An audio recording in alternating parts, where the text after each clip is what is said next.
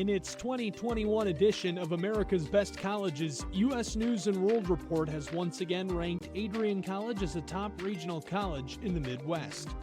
The institution was named to the Best Regional Colleges Midwest section for the 7th consecutive year, and once again listed number 2 in the Most Innovative Schools category.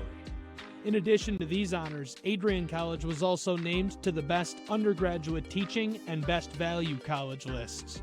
Adrian College has been established as a distinctive and innovative educational leader in the United States.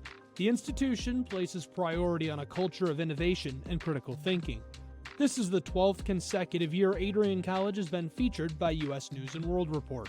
You can see the full list of rankings and find more information on their website. For more information about Adrian College, visit adrian.edu.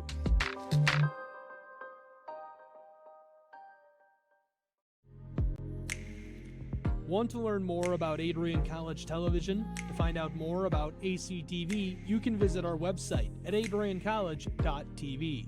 You can find direct links to our Twitter, Facebook, Instagram, and other social media platforms there. Bulldog students can submit a request to become an announcer for ACTV. Fans can see press releases about upcoming events and what's happening at the Media Production House. Visit adriancollege.tv for more. Hello students, this is President Docking coming to you again from the President's Office at Adrian College. Hey, I'm sending you this video with some great news. Despite all that's been happening with the pandemic, COVID-19, etc., we've been hard at work on campus, and the faculty have recently approved 8 new degree programs, which I think are super exciting, and I want you guys to know about these so you can start to think about them as you think about your future academic career here. So here they are. The first one is in public health. We have both a major and a minor now in public health. Can you think of a more relevant major than public health right now, given all that's going on? The second one is supply chain management. If you're following the news, supply chain management is really where it's at. There are thousands of jobs. I happened to look before I got in this video. Some of these jobs pay over $100,000 a year. Right out of college, public health pays very well as well. Great area to go into. The third new major that the faculty approved is human resources. And you know, every business, whether it's Adrian College or IBM or something in between, has a human resource office. Lots of jobs, great field to go into. The fourth is professional sales. Now, whatever your professional career, you have to know how to sell, whether you're selling yourself, whether you're selling goods, whether you're selling services, whether you're selling your character. Professional sales is a great thing to be trained in academically.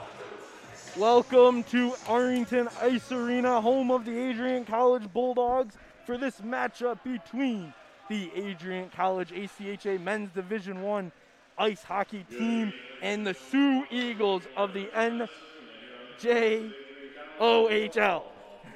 No, that was way off, wasn't it? NOJHL. My bad. NOJHL, the Northern Ontario Junior Hockey League. Yep. Really important matchup here for the Bulldogs to get ready to go in for this year. I'm Matt Kibbe, your play-by-play. Here with me, Ryan Cuddy, Joe Borowski here on the call as well. And this is going to be an exciting matchup today, folks. I'm telling you, these boys have been trying to get on this ice, get some game competition going, and we're ready to go. Ryan, are you ready for today? No, yeah, it's going to be great. It's been a while. Obviously, I think it's been upwards of 230 days or something like that since they've played here at the Arlington Ice Arena, so it's definitely exciting for them to get back on the ice and get competition against someone that kind of isn't themselves. Joe, what are you thinking today? I'm really excited to see the freshmen perform tonight. I've been hearing a lot of good things about them, throwing sparks in the locker room, really firing up the old guys. So let's see what they got in their tanks and see if they can put some pucks in the net. Yeah, I'm going to agree with you. Coach Gary Estalos heading into his 5th year at the helm for this Bulldog hockey team. He's had a tremendous 4 years before this, and he's got a big shot this year to go for another national championship. Yeah, that he does. And if you just look at his tenure here, it's been nothing but success. And he talks about how they don't care about anything until they get that ring. So obviously a big opportunity coming up this year. Dave Van Giesen down on the PA going over the starting lineups for today. The starting goaltender for the Bulldogs, Andrew Wagner. In net, the senior goaltender playing this Friday night game. What does Andrew got to do today, guys? I think he just kind of he's got to stay steady. It's first game, he's going to have first game jitters. And it's just, can he weather the early storm? If the Sioux Eagles come out strong, even if he allows one or two early on, to not kind of get tripped up about it. Now, before the national anthem plays, there's going to be a moment of silence. We'll be on air for that. I want to quickly go over this reading that was sent to me by the Costellos for today. Tom Kuhlman, beloved member of the Adrian College hockey program staff for 13 years, passed away on June 22nd, 2020. Tom loved his work in the box and the people of Arlington Ice Arena. Tom had a huge smile and a kind word or two for everyone he encountered. Tom proudly served his country in the U.S. Army. Tom was an active member of the Britain American Legion, post number 155, and celebrated over 50 years as a Legion member.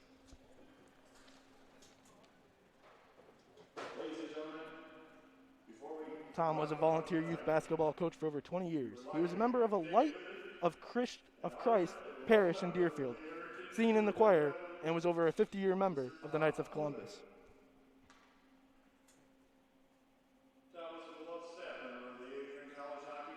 Tom's passion in life was playing with his button box. He loved playing for parties, weddings, and nursing homes, and being a part of Millie's polka band. Tom was given the honor of being inducted into the Michigan Polka Hall of Fame. Tom will forever be remembered by those who were lucky enough to call him their friend. As we get ready for a moment of silence here, we want to give a shout out to Terry, who's tuning in to watch this moment here at the rink. We'll leave it with Dave Van Giesen for the rest of this moment, and we'll be right back after the moment of silence.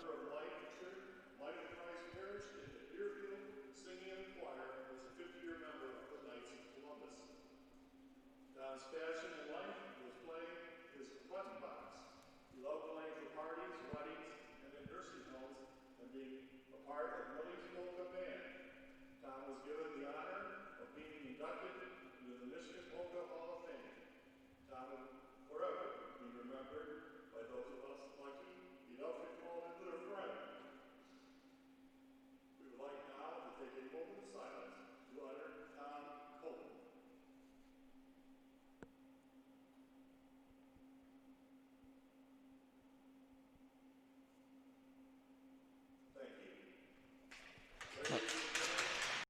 Miss Constitution Day, the George W. Romney Institute for Law and Public Policy presented the annual Philip J. Perkowski Constitution Day Address on Adrian College TV this year. His presentation, based on his extensive experience in the courtroom, promises to be revealing and thought-provoking. It's called Making the Words Matter, How All of Us, Not Just the Courts, Can Fulfill the Promise of the Constitution. Please join me in welcoming Brett DeGroff. Using the arc of the moral universe, quote, too loosely carries with it a danger of magical thinking. Technically, we couldn't have expected the Constitution to do anything about it earlier. It was perfectly legal under the Constitution up to that point. The real action in this area is going to happen at the local level, in cities and in townships, because city and township governments fund and supervise police departments. You can watch his revealing and thought-provoking speech now on Adrian College TV.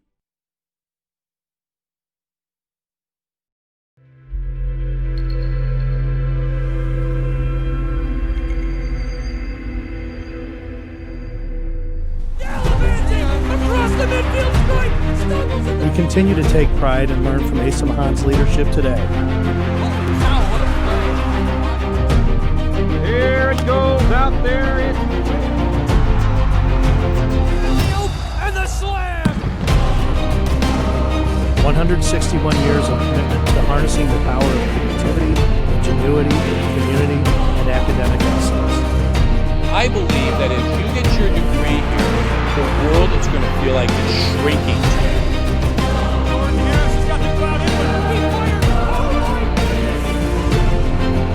The Bulldogs will light the lamp on. Boom, out, left, right,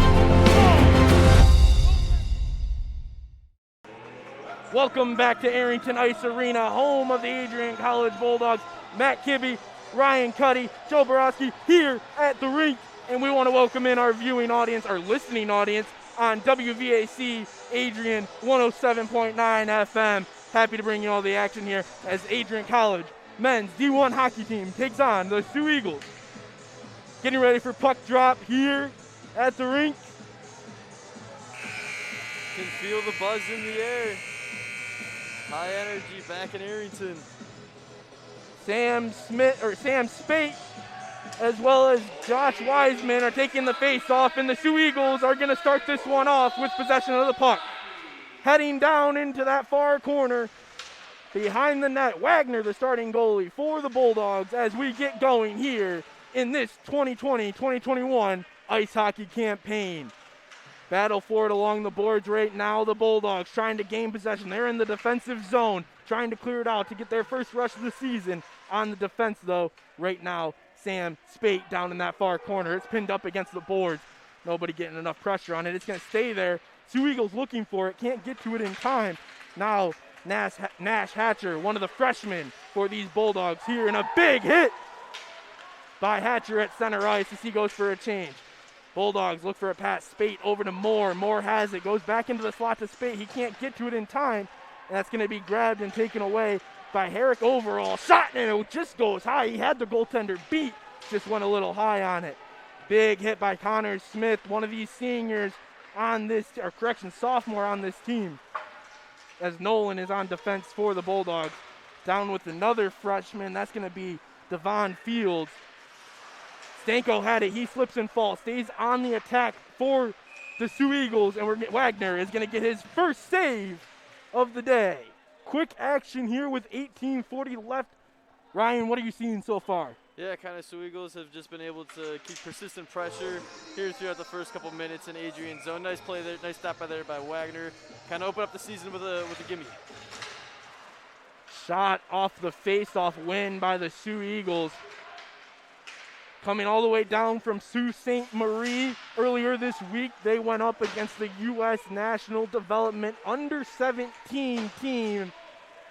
That was earlier this week. They made the trip over to Adrian, coming from the National Hockey Arena.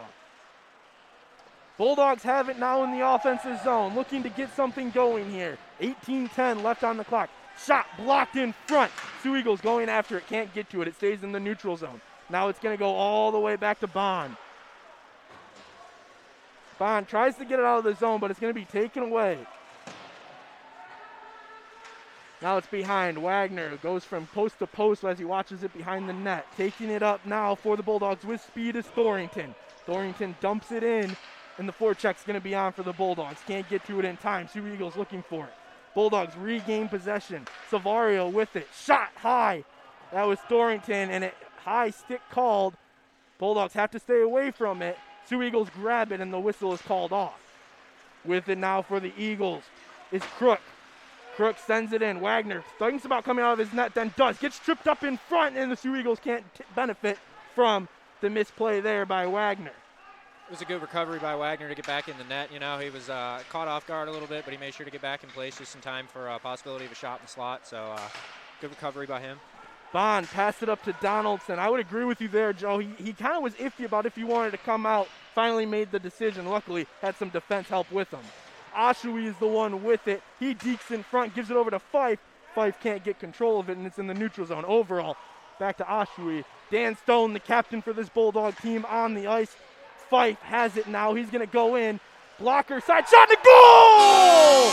First goal of the year called off. Overall, who tipped it in, looking for something, talking to the official. It might have hit off his skate, but it was called off initially. Yeah, I didn't see any goalie interference on that play. I don't know. Ref did say no goal. Looks as though it hit off the skate. Dominic Moore, one of the Dave Van Giesen hops on the PA and informs the crowd it was hitting the net by a skate. Can't do that in hockey. Good call by the ref if that was the case. Face off neutral zone ice. Dan Stone has it.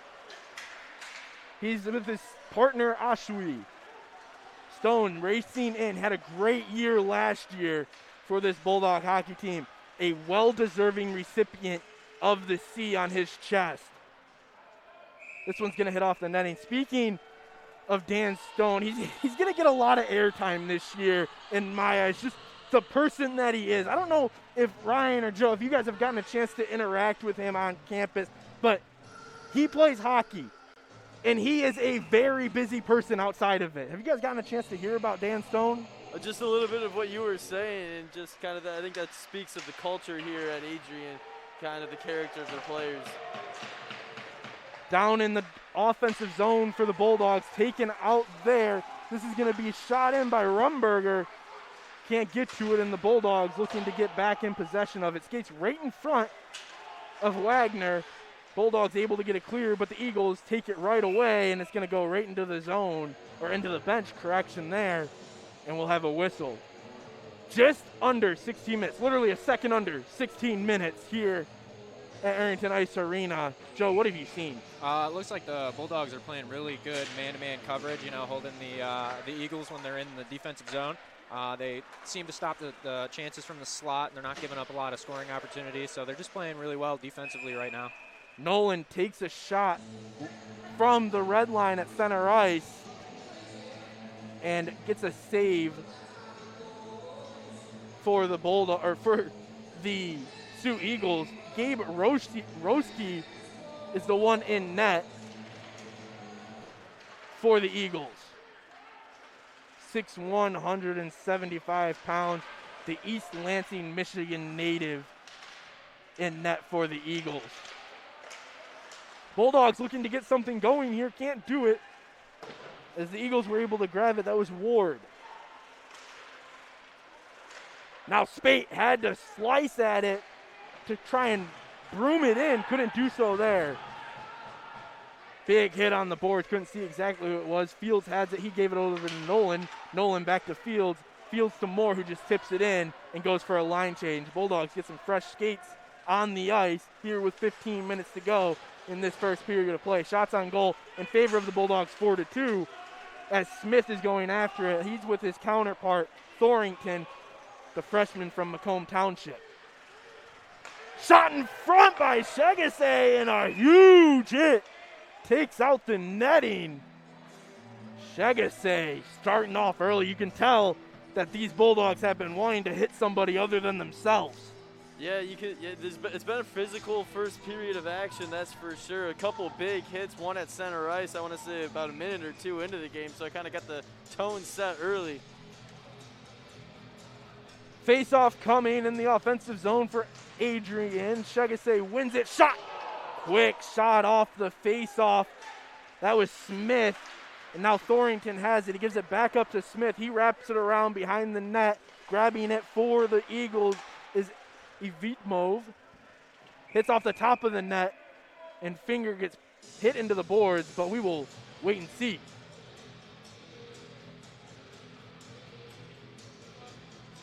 Yeah, even just a little shove after the whistle there. Both these teams are coming out physical. Yeah, the aggression level seems to be really high for these boys. They've been waiting to get back out here and get a crack at one another and actually get some competition. Right now we have 14:33 left. Shegasay couldn't get the face off, and we'll get another whistle, and I believe we're going to get a penalty. We will get a penalty. The first one of the year will be a power play for the Adrian Bulldogs. Hooking is the call. Going to the box is Brad Crook. The forward, 5'9", heads to the box with 14:30 left in this first period of play. Bulldogs power play has been strong in the Gary Ostalos era. Moore has it, sends it down. Now with it is Thorington. Down onto the slot corner over to Raposo. Raposo shoots and a save. I believe it hit off the leg of a Sioux Eagle defenseman. That would have been Winslow. Wagner comes out and grabs it. He's going to stick handle with it and give his Bulldogs an opportunity to grab it and settle everything down. Raposo with it now. He's coming out. Gives it up to Savario.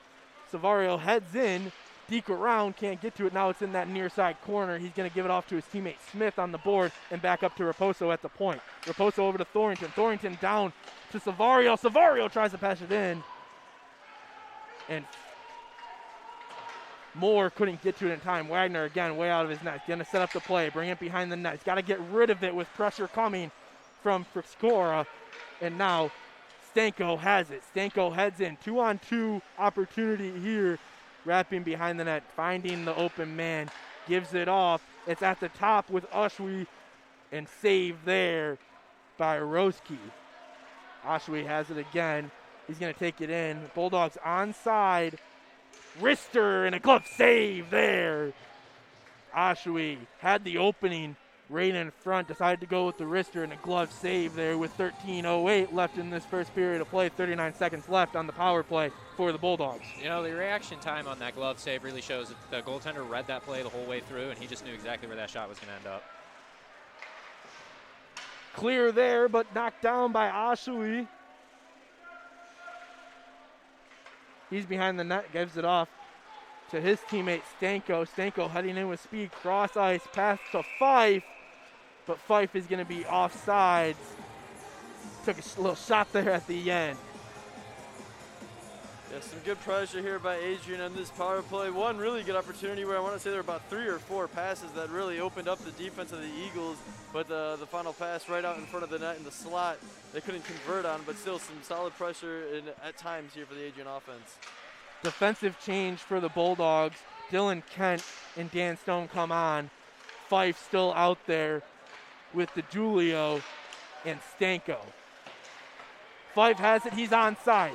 Deke around. He's been looking forward to this season. I've seen it all over social media. Shot save, and the crook comes back on. Sioux Eagles are back at full strength. Hits off the top. Behind the net now. Fife with it. Tries to get it into the slot. Can't do it. Stays behind the net. Sioux Eagles with it. Right now, Dretch is the one that has it. Goes up to Kent. Popluck couldn't get to it in time. Kuhn has it. Sent back to Dan Stone. Dan Stone over to Kent. Stone has it again on that far side half wall. Saucer up, overall going after it. It's tipped in, no icing called. Tries to put it in front of the goaltender, loses it in front, and the Sioux Eagles trying to gain possession of it. Bulldogs have it. Sioux Eagles have had a big box in front, trying not to let any of the Bulldogs get into that slot area. As Finger has it, tries to cross it across, can't do it. Overall, couldn't get a stick on it. But he has it now behind the net, but it goes over to Finger. Finger tries to swipe it up along the boards, can't do it. He grabs it again, and now it's going the other way. Crook still on the ice after the penalty, and we're going to get an offsides call. 2-on-1 was developing for the Eagles. Wagner got a little bit lucky there, you could say, with the offsides call. I don't know if you noticed, Matt, but on the breakout pass, when the Eagles were trying to get down into offensive zone, Kuhn had a pretty big hip check on, it looked like number 4 of the Eagles, Crook. He went down pretty hard, and the crowd got really into it. It really changed possession of the offensive zone. We're going to see that today. A lot of momentum changes are going to be based on the physicality. The Bulldogs haven't been a physical team the past few years, but I think with some of the freshmen they've brought in and a lot of what they're looking to do and the build-up that they've had for this year, we could see it. Bond, almost a whiff. Sioux Eagles getting a good clear there. It was right in front, wide open net almost, and the Bulldogs could have taken advantage. 11 minutes left here in the first period of play. Shot in, would have been icing if it hadn't gone right into the stick of Roski. Big hit on Dominic Moore. That hit came courtesy of Bryce O'Rourke. He has it now. Spate battling along the wall. He pushes him back into it. Moore coming to get it. Shot in front. Shot came from Hatcher. Skips over the stick of Bond. Bond has to grab it. Pressure coming. A lot of Eagles on the ice. Bulldogs looking for too many men. Can't get it. Finger comes in, takes it away. That was Steph right there. Came in, thought he was going to hit him, and just finessed it away. Little help coming on the back end is, I believe, overall. Shot in front, correction, that was Smith. Finger has it. Now it's taken away. Eagles with it. Pass up in front to Carly. And Wagner's going to grab it on the bounce, and we'll get a whistle on the cover. Solid start for Rosick and net for the Eagles. He's had a couple. The Bulldogs have had some good chances in front in the slot. And on a power play, still nothing able to get by number 1 for the Eagles. Bulldogs win the defensive zone face-off. Stone had it, passed up. Donaldson all alone. Breakaway opportunity. Shot misses wide on the glove side. Just missed here with 9:50 left. Oshui gloves it, sends it down. Donaldson still down there in front after the breakaway opportunity. Back to Stone. Stone passes down. Shot off the post. You hear the iron ring. Eagles trying to get it clear here after a lot of pressure by the Bulldogs. But Oshui recovers and gains possession of it. Donaldson crossover pass. That's going to go over to DeJulio. DeJulio tries to pass it down. Can't do it. Eagles regain possession here with 9:20 left in the first period of play. Shots in favor of the Bulldogs, 10-2. Oshawa with a deke, puts it in the zone. Nobody can get to it though. Sent back into the defensive zone is going to be Kuhn with it. Kuhn up to Donaldson. Donaldson, lone skater for the Bulldogs. 3 Eagles there, and they regain possession of it. Big hit in front. Freskura with it down in the offensive zone for the Eagles. Bulldogs trying to get it out. Fields had it. Can't get possession of it though. Fife comes and grabs it now. He tries to sweep it across to Kuhn. Cross ice pass regained by Fields and Nolan. Fields tries to pass it up. Big hit on Fife into the Eagle bench. And going after it now is Overall. Now on that half wall on the near side, Kuhn with it, tries to get it in front to Fife, can't do it. Slap shot coming from Thorington. Can't push it in front. Another shot from Fife and a save by Roschke. You know, that seemed like the perfect time for a slap shot. There was honestly, there was no pressure on the net, so it seemed kind of relaxed. Just come in and fire up the defense and the goalie by getting one on real quick without them expecting it. Really puts them back on their last leg. 8:18 left here in this first period. Shots on goal in favor of the Bulldogs, 12-2. Spate taking the face-off for the Bulldogs. He can't win it. With it now for the Eagles is Ali. He sends it in behind the net. Play coming here from Portlock. And Thorington sends it out. Cross ice pass, and not really a pass, more of a dump and go on that one. Spate on the corner, near side in the offensive zone. Bulldogs right now going right to left if you're listening on WVAC Adrian 107.9. Right to left on your radio dial. 7:40 left here. All zeros up on the board in this one. Nothing going net. A few opportunities so far for the Bulldogs. Portlock had it. He gave it off to Crook. Crook tries to send it along, but can't get it in front as Bond is there to take it away. Spate has it back to Bond. Bond takes a wrister. It's going to not even get through. Hit off of the shin of Dretch. Finger has it, tries to dump it in. Can't get to it in time. Dretch with it again. He tries to clear it out again. Can't do it. Bulldogs keep the pressure on. Bond gets to it.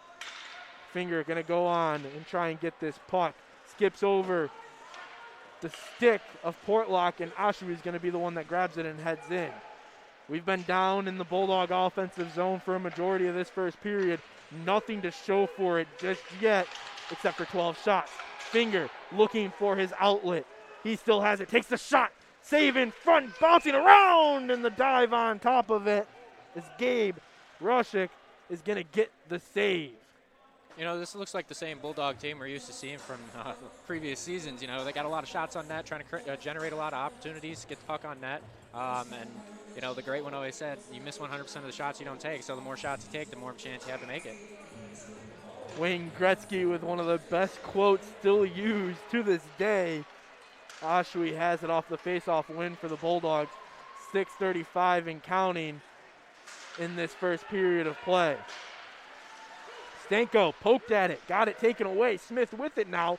Smith going around, wraparound opportunity, goes for it, sends it in front, hits off. Goaltender didn't even know where it was at. Luckily for a defenseman, he was able to grab it, and now going the other way with it is Leinart. Leinart sends it off, it's up in the air. Wagner tried to put the blade of the stick on it, couldn't do it. Oshawa comes in, 3 Bulldogs around him. Can't get to it just in time. Hit on it. Oshawa trying to get it out. Finger trying to come down and help him. Can't do it. Now with the shot, almost tipped in. Couldn't do it there. Was Evotmave. And now going the other way, chasing after it is Carruthers. Big hit in front. 2 Bulldog and an Eagle go down on the ice. Fields with it now. Fields over there to DeJulio. In front now, back into DeJulio. Couldn't get it, whiffed on it, and the 2 Eagles are going to go the other way with it. Big hit! Right in front by Fields, and Savario has it. Donaldson trying to get to it. Fields with it, gives it to Savario, and he's giving right back to it. Over in front, physicality on the ice today. 5:20 on the scoreboard left in this first period of play. Fields settling down with it, just delivered 2 big hits, did not go down on either of them. Nolan has it. Down right in front of the penalty box, Savario couldn't get to it.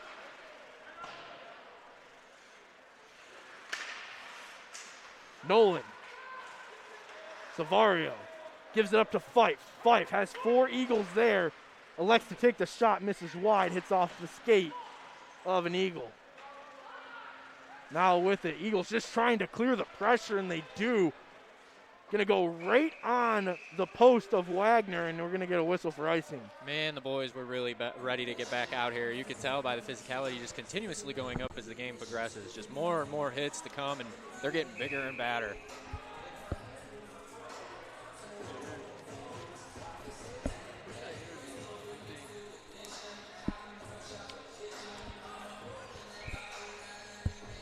It's a little dry in the rink today.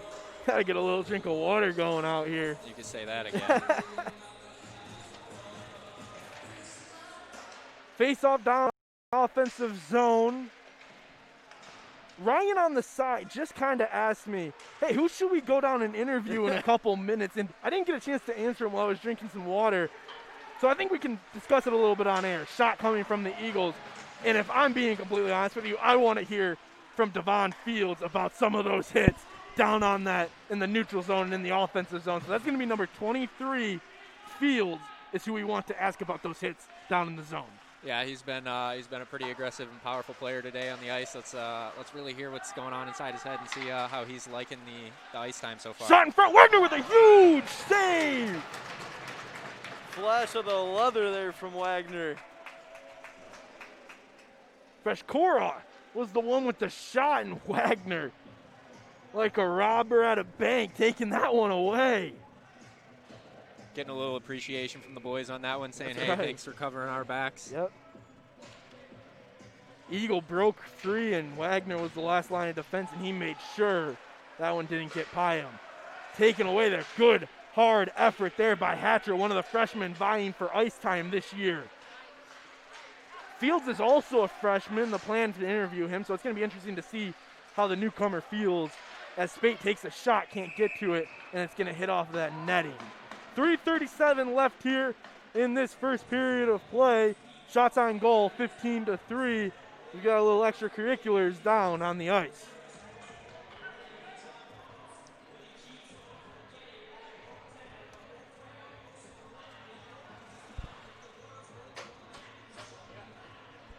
Official linesman came down to get a puck as it went out into the stands.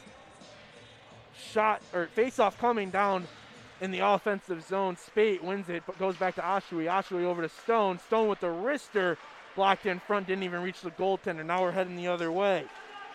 Bacalo and an offsides call.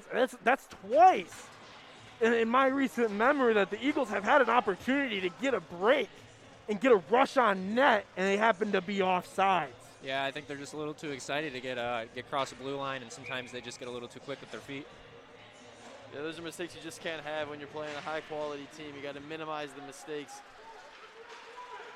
Nolan has it. He dumps it in. Elects to go with the forward check. Taken away there by Smith. Smith hits off the post and it misses wide. Smith was a big hit down in the corner. Tries to get it back into the slot. Can't do it. We're heading the other way now. This is O'Flanagan. O'Flanagan with the shot goes over the glove of Wagner on his left hand. And now behind the net, the Eagles have it, looking to set up their offense for one of the first times today. The freshman Fields on the ice looking to deliver another big hit, bringing the physicality, and he does so. Bulldogs looking for a call there, maybe an interference or something. It's going to be sent the other way, and we're going to get an icing call here. What do you guys see on that hit at neutral zone ice on Fields? Kind of looked like he wasn't the only one getting a little nasty with it. It looked like he was trying to get pushed back a little bit, kind of did the splits when he hit the ground, looked a little uncomfortable, but he got up and collected himself pretty quickly, so I'm pretty sure he's happy with that one.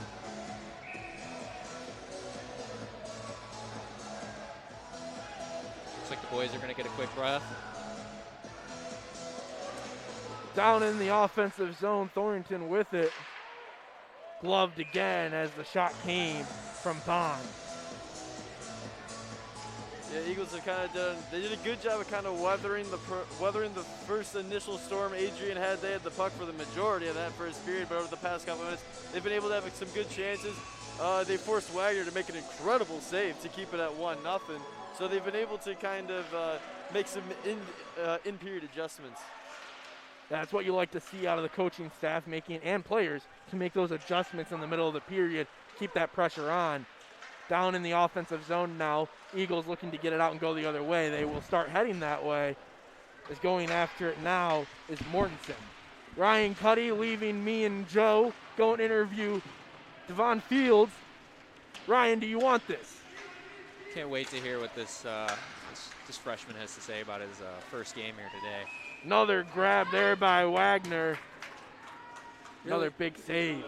Really curious to hear what the coach has to say to the boys in the locker room, whether they're need to step up the pressure a little bit, try and, I mean, they're playing really good defensively, but I think on the offensive zone they are getting a lot of shots on net, but they need to try and get a little bit better opportunities rather than just high numbers. I would agree with you there. They got to try and get some really quality shots. Quality over quantity is something that Coach Astalos has preached in every single meeting I've had with him. I got a chance to meet with him on Wednesday, go over some things as Fife has it 2-on-1 developing. Can't get to it in time, as that was with Kuhn. Eagles looking for it now. Overval has it pinned up against the near side board right on the other side of the blue line in the offensive zone. Fife down there with them. Doesn't hit off the netting, so we'll keep playing. Kuhn delivers a big hit. 1:30 left here in the first period of play. Down now behind the net. Kuhn has it. It's going to be pinned up against the board by Stone. And now it's going the other way with the Eagles, but Oshawa is going to try and change that. Can't do it. It's still sent in. But now the captain, Stone, with it. He's going to head the other way. Heads into the zone. Leaves it for Fife. He has it again. Now down on the inside zone.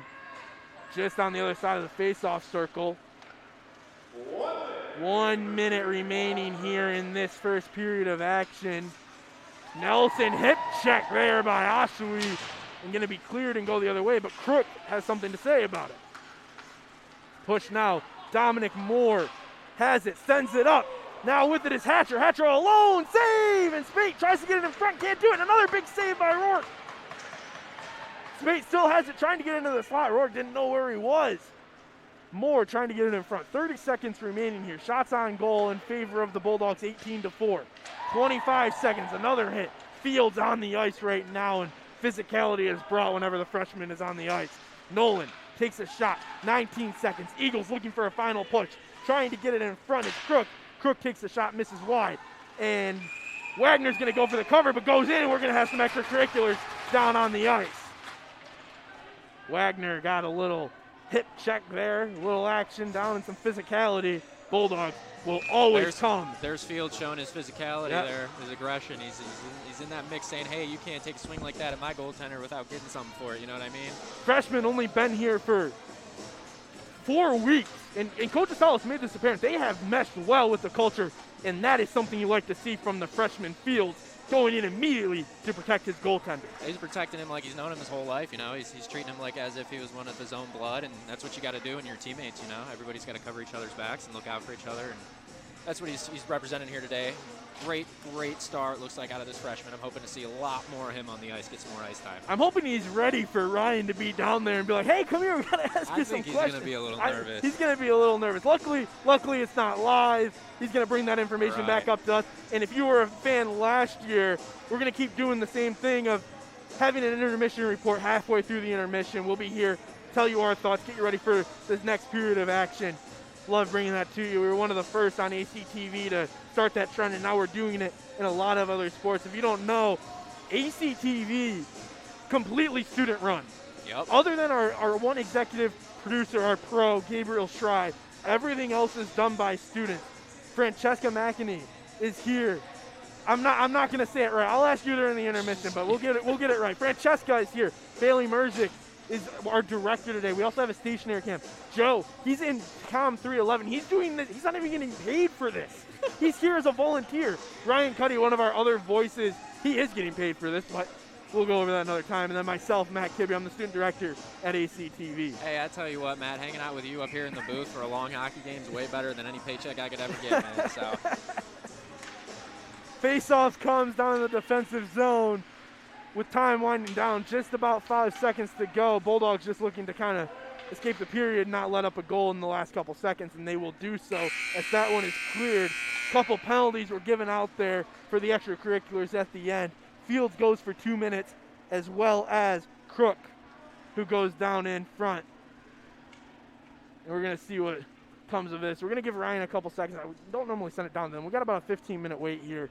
We're going to send it to our first intermission break. We'll bring you some ideas about what's going on. And he did get Fields. I wanted to keep everybody on air to know, did he get Fields? And he did. So we will have some thoughts coming from Fields when we get back in for this first intermission report. We'll be back shortly here on the Adrian College Sports Network and WVAC. And we're going to send it to our break right now. We'll be right back here on ACSN.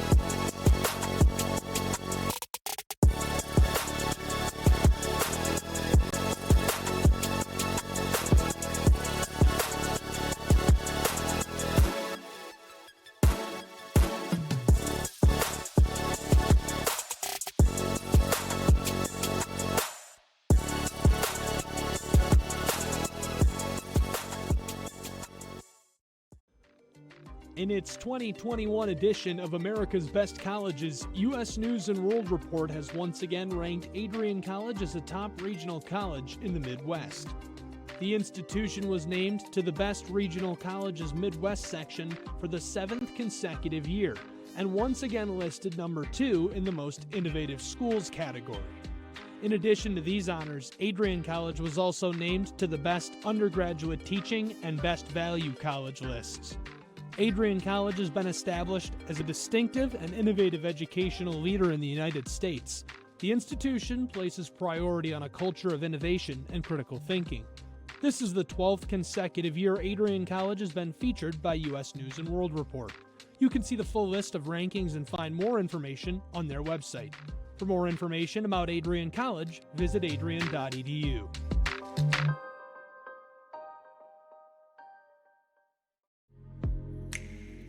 Want to learn more about Adrian College Television? To find out more about ACTV, you can visit our website at adriancollege.tv.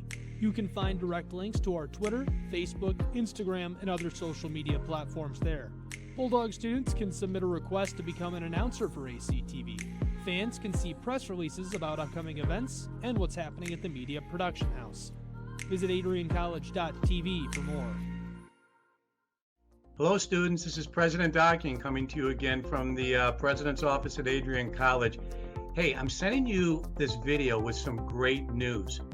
Despite all that's been happening with the pandemic, COVID-19, etc., we've been hard at work on campus, and the faculty have recently approved 8 new degree programs, which I think are super exciting, and I want you guys to know about these so you can start to think about them as you think about your future academic career here. So here they are. The first one is in public health. We have both a major and a minor now in public health. Can you think of a more relevant major than public health right now, given all that's going on? The second one is supply chain management. If you're following the news, supply chain management is really where it's at. There are thousands of jobs. I happened to look before I got in this video. Some of these jobs pay over $100,000 a year right out of college. Public health pays very well as well. Great area to go into. The third new major that the faculty approved is human resources. And you know, every business, whether it's Adrian College or IBM or something in between, has a human resource office. Lots of jobs, great field to go into. The fourth is professional sales. Now, whatever your professional career, you have to know how to sell, whether you're selling yourself, whether you're selling goods, whether you're selling services, whether you're selling your character. Professional sales is a great thing to be trained in academically. The next one is esports management. Now, esports is just absolutely exploding across the country. And I know we have a lot of students that are athletes that would like to stay into sports. So we now have an esports minor degree. It's a minor right now, may turn into a major later, but it's a minor right now that you can get your degree in. And then we have 2 certificates that we're now offering in digital marketing, which is incredible. Digital marketing, again, whatever you're going into, if you can do some digital marketing, your employers will love it. So these are high skill, high pay, high need areas with literally thousands of jobs coast to coast. So long and short is, once again, Adrian's on the cutting edge. We're at the forefront. We are leading the pack in innovation and ingenuity. And we just wanted you guys to know all that's going on. So there you go. It's all good news today. I hope that brightened your day. Thanks for tuning in.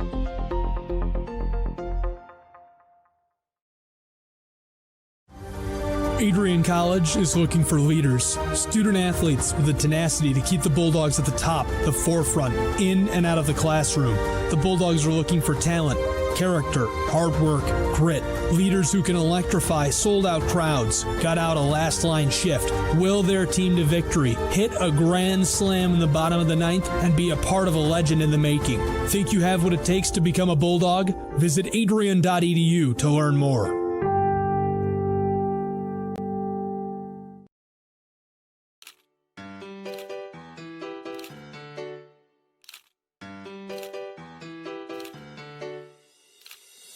Oh, hey, there he is, Bruiser.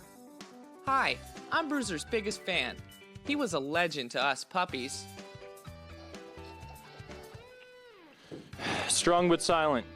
Such a humble attitude from such a prominent figure. He ran Adrian College's campus. Everyone loved him and wanted to meet him wherever he went. Welcome week, homecoming, spring concert, he was there and looking good. Well, he did have his own private groomer. He was so cool. He had the best education a Bulldog could ever ask for, as many walks as he wanted. Heck, the dog had his own pass to Richie. Bruiser was an athlete, but I'm so small. He did have to work hard at it.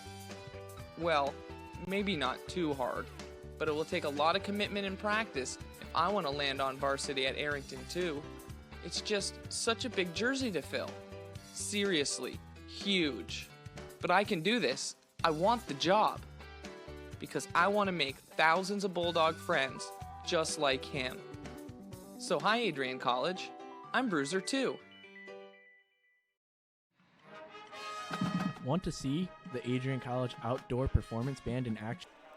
Welcome back to Arlington Ice Arena. Matt Kibbe, Ryan Cuddy, Joe Borowski here on the call here for this Adrian College men's D1 hockey game. About 5:28 left, give or take. We're only going to be on air for a few minutes here, kind of give our thoughts on the first period. We do this every home game that we're at. We try and get this done. If you were a fan of last year, you know this is what we do. Right now, score 0-0 at the rink. Shots on goal 18-4, and we're going to come back into the second period of play. It's going to be 4-on-4 hockey, sorry about that, at the end of the play with about 11 seconds. A little bit of an altercation down in front of the Zamboni room with Devin Fields, one of the players going, and Brad Crook heading for the Sioux Eagles. Ryan, Joe, what have you guys seen so far? Ryan, we'll get to your interview in a minute, but what have you seen so far in the first period of action? I think the Eagles have been bailed out by a solid goaltending performance, 18 shots to 4. They were kind of able to get a little some chances in Adrian's defensive zone later on in the first period, but like for the majority of the first period, it was all Adrian in the Eagles zone. And yeah, they hit a couple posts. They were unlucky at times, had a couple bad bounces, but overall, just a solid performance in that by Gabe Rosick. Yeah, I really think that the Bulldogs had a lot more just, I don't want to say opportunities, but like they shot the puck way more often, whether they had the chance to or not, whether it was going to get through the crowd or not. They just took the shot anyways. Not saying that's a bad thing. Mm-hmm. They're trying to get more pucks on net like we were talking about earlier. But I really think the Eagles need to start trying to close up the lanes a little bit more, get some more block shots, stop leaving the goalie to make all the saves, you know what I mean? Try and get the puck down to the other end of the ice and try and put some in for them. Get some shots on net, try and catch back up in this game as they're down by 14 shots. Ryan, you had a chance to go down there and interview kind of the man of the hour up here in the booth, Devon Fields, the freshman. What did he have to say? What did you ask him? Yeah, it's, obviously, like you mentioned, a freshman and for Adrian, their first game of the year overall. So I said, any first game jitters, and he said, yeah, obviously, as a freshman in any sport you'll play your first game of the year, you're going to have jitters. And he said it kind of really didn't hit him until a couple days ago. Once you're a few days away, once you're within about 48 hours till drop of the puck, then that's when it kind of first sets in. And then I also asked him, is physicality a part of the game plan? Because he himself had a couple big hits, and then the rest of the team joined in. Obviously, the little altercation there late in the first period. And he said, yeah, coach always preaches it, that they're going to want to lay the body this year, and they've proven it so far here early on. Yeah, I'm really surprised to see such a young starting player really stepping up so quick. His first game, he's really taking charge and trying to show, I think, his teammates and his coach that he's really fit to be on this team. He can really handle what the game throws at him. It's nice to see freshmen coming out. Coach Estalos, during our Wednesday meeting, he told me, he's like, hey, everybody's going to get a chance to play this weekend. These are exhibition games. We want to give everybody a chance. There's a lot of line battles happening right now. These freshmen are playing for more than just ice time. They're playing for an impact to show, hey, we're ready to be a part of this culture. We're ready to make a difference for this Bulldog hockey team, for a team that returned 20 hockey players from the previous year. Yeah, 20 is an outstanding number, actually, if you think about it, because that would be pretty much a full lineup ready to go from veterans returning. With that, we're going to take a quick break, give us ourselves a chance to get a drink of water while the players come back on the ice. We'll be right back here on the Adrian College Sports Network and WVAC 107.9. Stay tuned and stay locked on here to Arlington Ice Arena.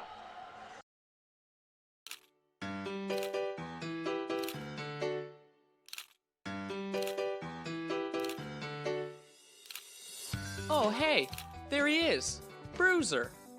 Hi, I'm Bruiser's biggest fan. He was a legend to us puppies. Strong but silent. Such a humble attitude from such a prominent figure. He ran Adrian College's campus. Everyone loved him and wanted to meet him wherever he went. Welcome week, homecoming, spring concert, he was there and looking good. Well, he did have his own private groomer. He was so cool. He had the best education a Bulldog could ever ask for, as many walks as he wanted. Heck, the dog had his own pass to Richie. Bruiser was an athlete, but I'm so small. He did have to work hard at it. Well, maybe not too hard, but it will take a lot of commitment and practice if I want to land on varsity at Arrington too. It's just such a big jersey to fill. Seriously, huge. But I can do this. I want the job. Because I want to make thousands of Bulldog friends just like him. So hi, Adrian College. I'm Bruiser too. Welcome back to Arlington Ice Arena, right on time, puck drop, and we're going to begin the second period. Matt Kibbe, Ryan Cuddy, Joe Borowski here as we get the first icing call already 8 seconds in. 1:41 left on the penalties. 4-on-4 hockey right now in this one. Right off the bat, you guys ready to go? Yeah, I think you're going to see some good opportunities, fresh legs for both teams with open ice. 4-on-4 for about 1:40 left. Face-off down in the Bulldog offensive zone. Going the other way with it is the Eagles, but there is Dominic Moore to try and get possession of it and go somewhere with it. Can't do it, stays in the defensive zone. He has it again, crosses over the center line, heads in. He's all alone now trying to get to that puck in the corner. Gets hit along the board. Spate down there, tries to deliver another one. Bulldogs still very physical here in this contest. Moore, another hit. He goes down hard on the ice. Looking for something here. Can't get to it in time. As it's going around, Bulldogs have an opportunity to clear. Sioux Eagles were going for a line change. Moore still has it. Legs might be giving out. He's been on there for a long time, and there he goes off to get a change. Eagles looking for something here with it now is Bobby Price. What a name, Bobby Price. Takedown in front with Stanko. Now with it is Smith. And Stanko gives it back up to Thornton. Kent has it, crosses over the blue line, gives it and drops it back to Smith, crosses out, and Bulldogs are offsides. They're going to have to recover here. Want to give a shout out. Former coach of the Bulldogs, Justin Fisher, saw his comment. I know he's watching. He's now one of the assistant coaches for the Austin Bruins in the NAHL. Justin, thanks for tuning in and being a part of Adrian College TV, and thanks for all you did here for the Adrian College Men's Division I ice hockey program. Former national champion in 17-18. Smith has it, takes a shot in front, and both teams will return to full strength. Fields will go directly to the bench and bring on a new skater. Mortensen, my apologies, had it, gave it up. Now going after it is Savario.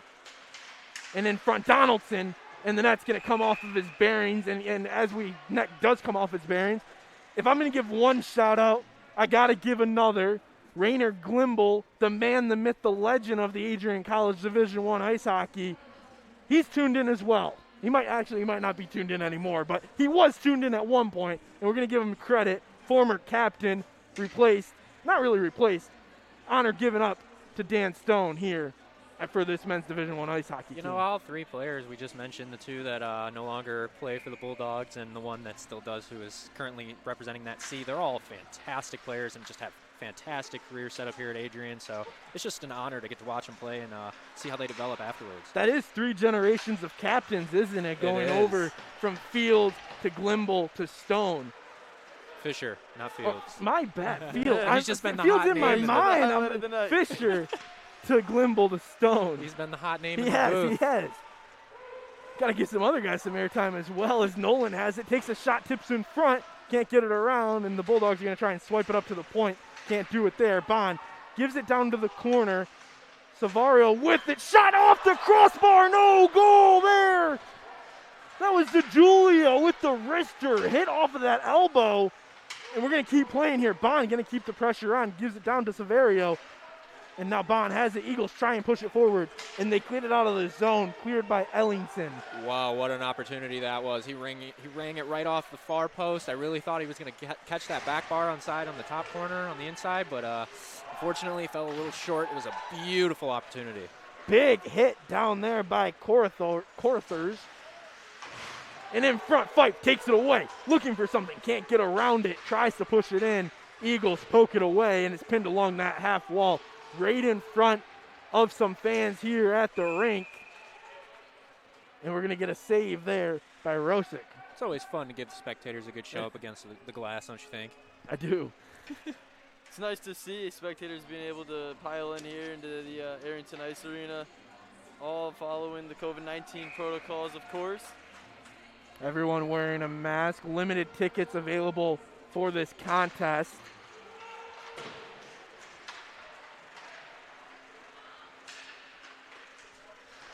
Interesting note passed over to me as play continues here. Something I didn't even realize. Luckily, we have Carly Costello, who's been absolutely tremendous in helping ACTV learn more about these former teams and older people from these teams, and get some information that is battled down in the corner. Been around Adrian for a long time. She passed this note. Dan Stone also succeeded Glimble as the captain of their junior team. I'm not even going to pronounce it. It sounds very Canadian. Osio's Coyotes. Okay, so he was, I didn't even know they played together, let alone succeed. Oh, I can't say they played together, but succeeding as the captain is impressive on 2 different teams. Well, that really shows that they have similar play styles and similar leadership ethics within them, because they come from a similar team, probably the same coach that instilled that in them, and really gives them the leadership that they've been representing for the Bulldogs. Icing called there. Line change being held. Whenever you do this, whenever we do shout-outs, everybody starts commenting. You start seeing more names pop in that didn't want to comment before. Yeah. And another one of the hardest names to announce last year. Every single time you had to try and remember how to say it. Mark Frederick Angeli is tuned in watching right now. I'm probably still saying it wrong, and now he actually has a chance to finally correct me over a YouTube comment. So if I'm saying it right, I feel very proud that I learned that in a short amount of time. But if I didn't, Mark, always apologize for that, and we'll try and give you some credit whenever we can. Hey, as long as it looks right on the back of the jersey, you know what I mean? Hey, as long as he gets credit for his goals, that's what really matters, right? Fantastic player he was. Absolutely fantastic player. Got to give credit to a lot of those seniors from last year. They never got a chance to finish the season.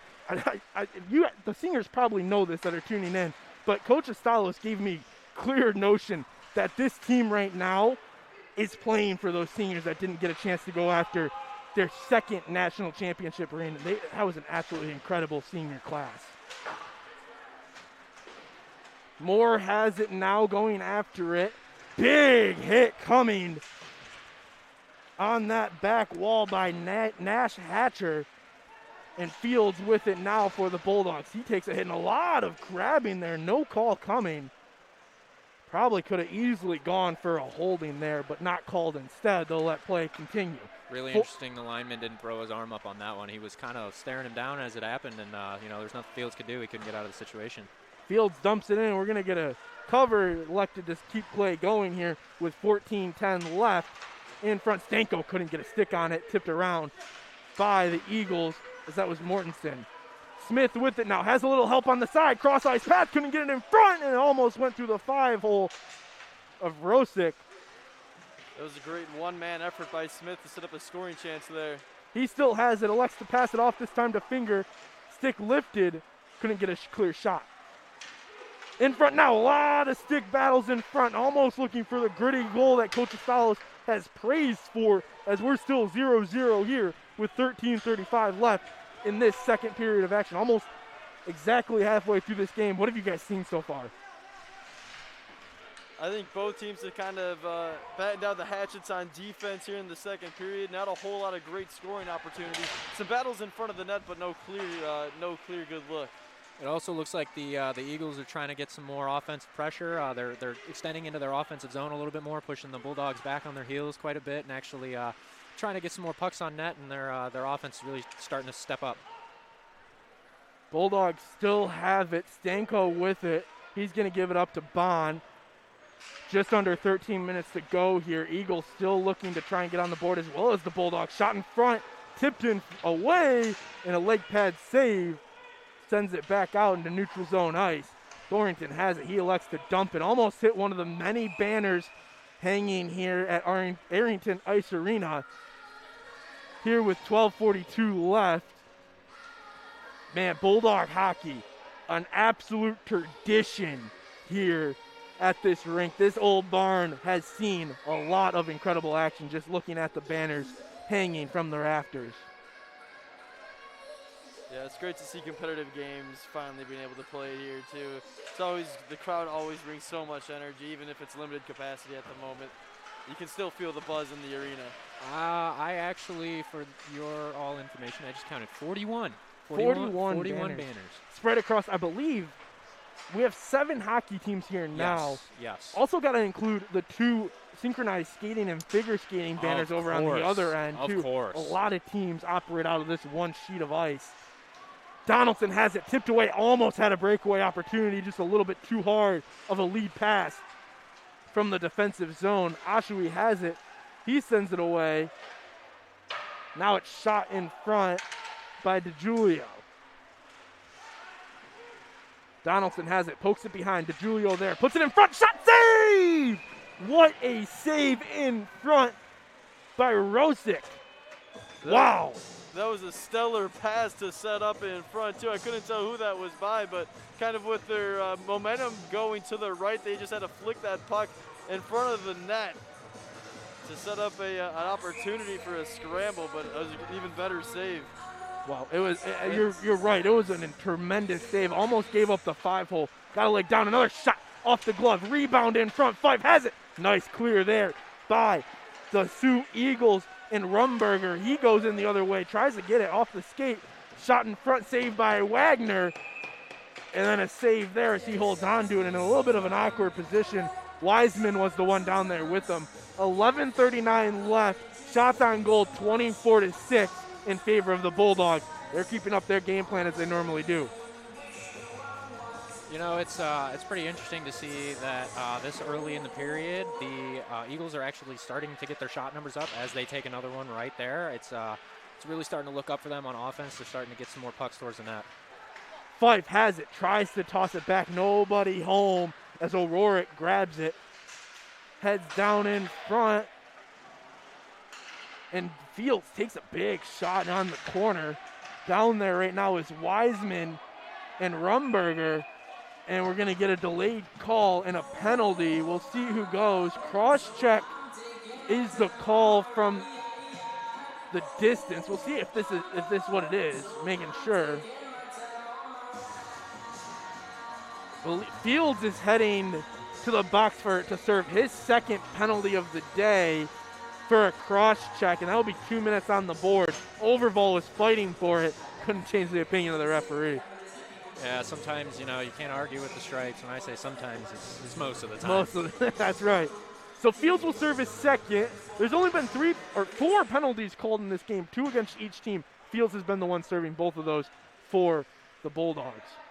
I don't think that's necessarily a terrible thing to say. It just means that, he's playing with a lot more heart and a lot more integrity. He's really digging his skates in and trying to get in there. And sometimes he just gets caught in a situation that, goes a little south, and he ends up sitting in the box for 2 minutes. Already 15 seconds gone from that penalty. 10:55 So we had an icing call. So we'll go back into the defensive zone of the Eagles. Spates on the ice to take the penalty face-off here. 5-on-4 hockey. Eagles win it. They're going to try and set something up here. Settled behind the net. Going the other way with it now is Ali. Ali sends it over to his counterpart, Bobby Price. Price swipes it under the rug behind the net. And the Bulldogs are going to look to clear it here. Sent down, right in front of Fields in the penalty box. 1:15 left on that one. Ali with it. Crosses over center ice, still with it. Ali crosses in front, passes it over to his teammate, Charlie. He has it again. Ali behind Wagner. Pressure coming on him from Dan Stone. And going the other way, shorthanded. Here we have Hatcher. Hatcher goes in front, and we're going to get a penalty call here. We'll see where this goes. Penalty shot is coming here for Nash Hatcher. Oh, gotta love a penalty shot, Matt. One-on-one with the goaltender. This is time to show everybody what kind of sneaky moves you got up your sleeves.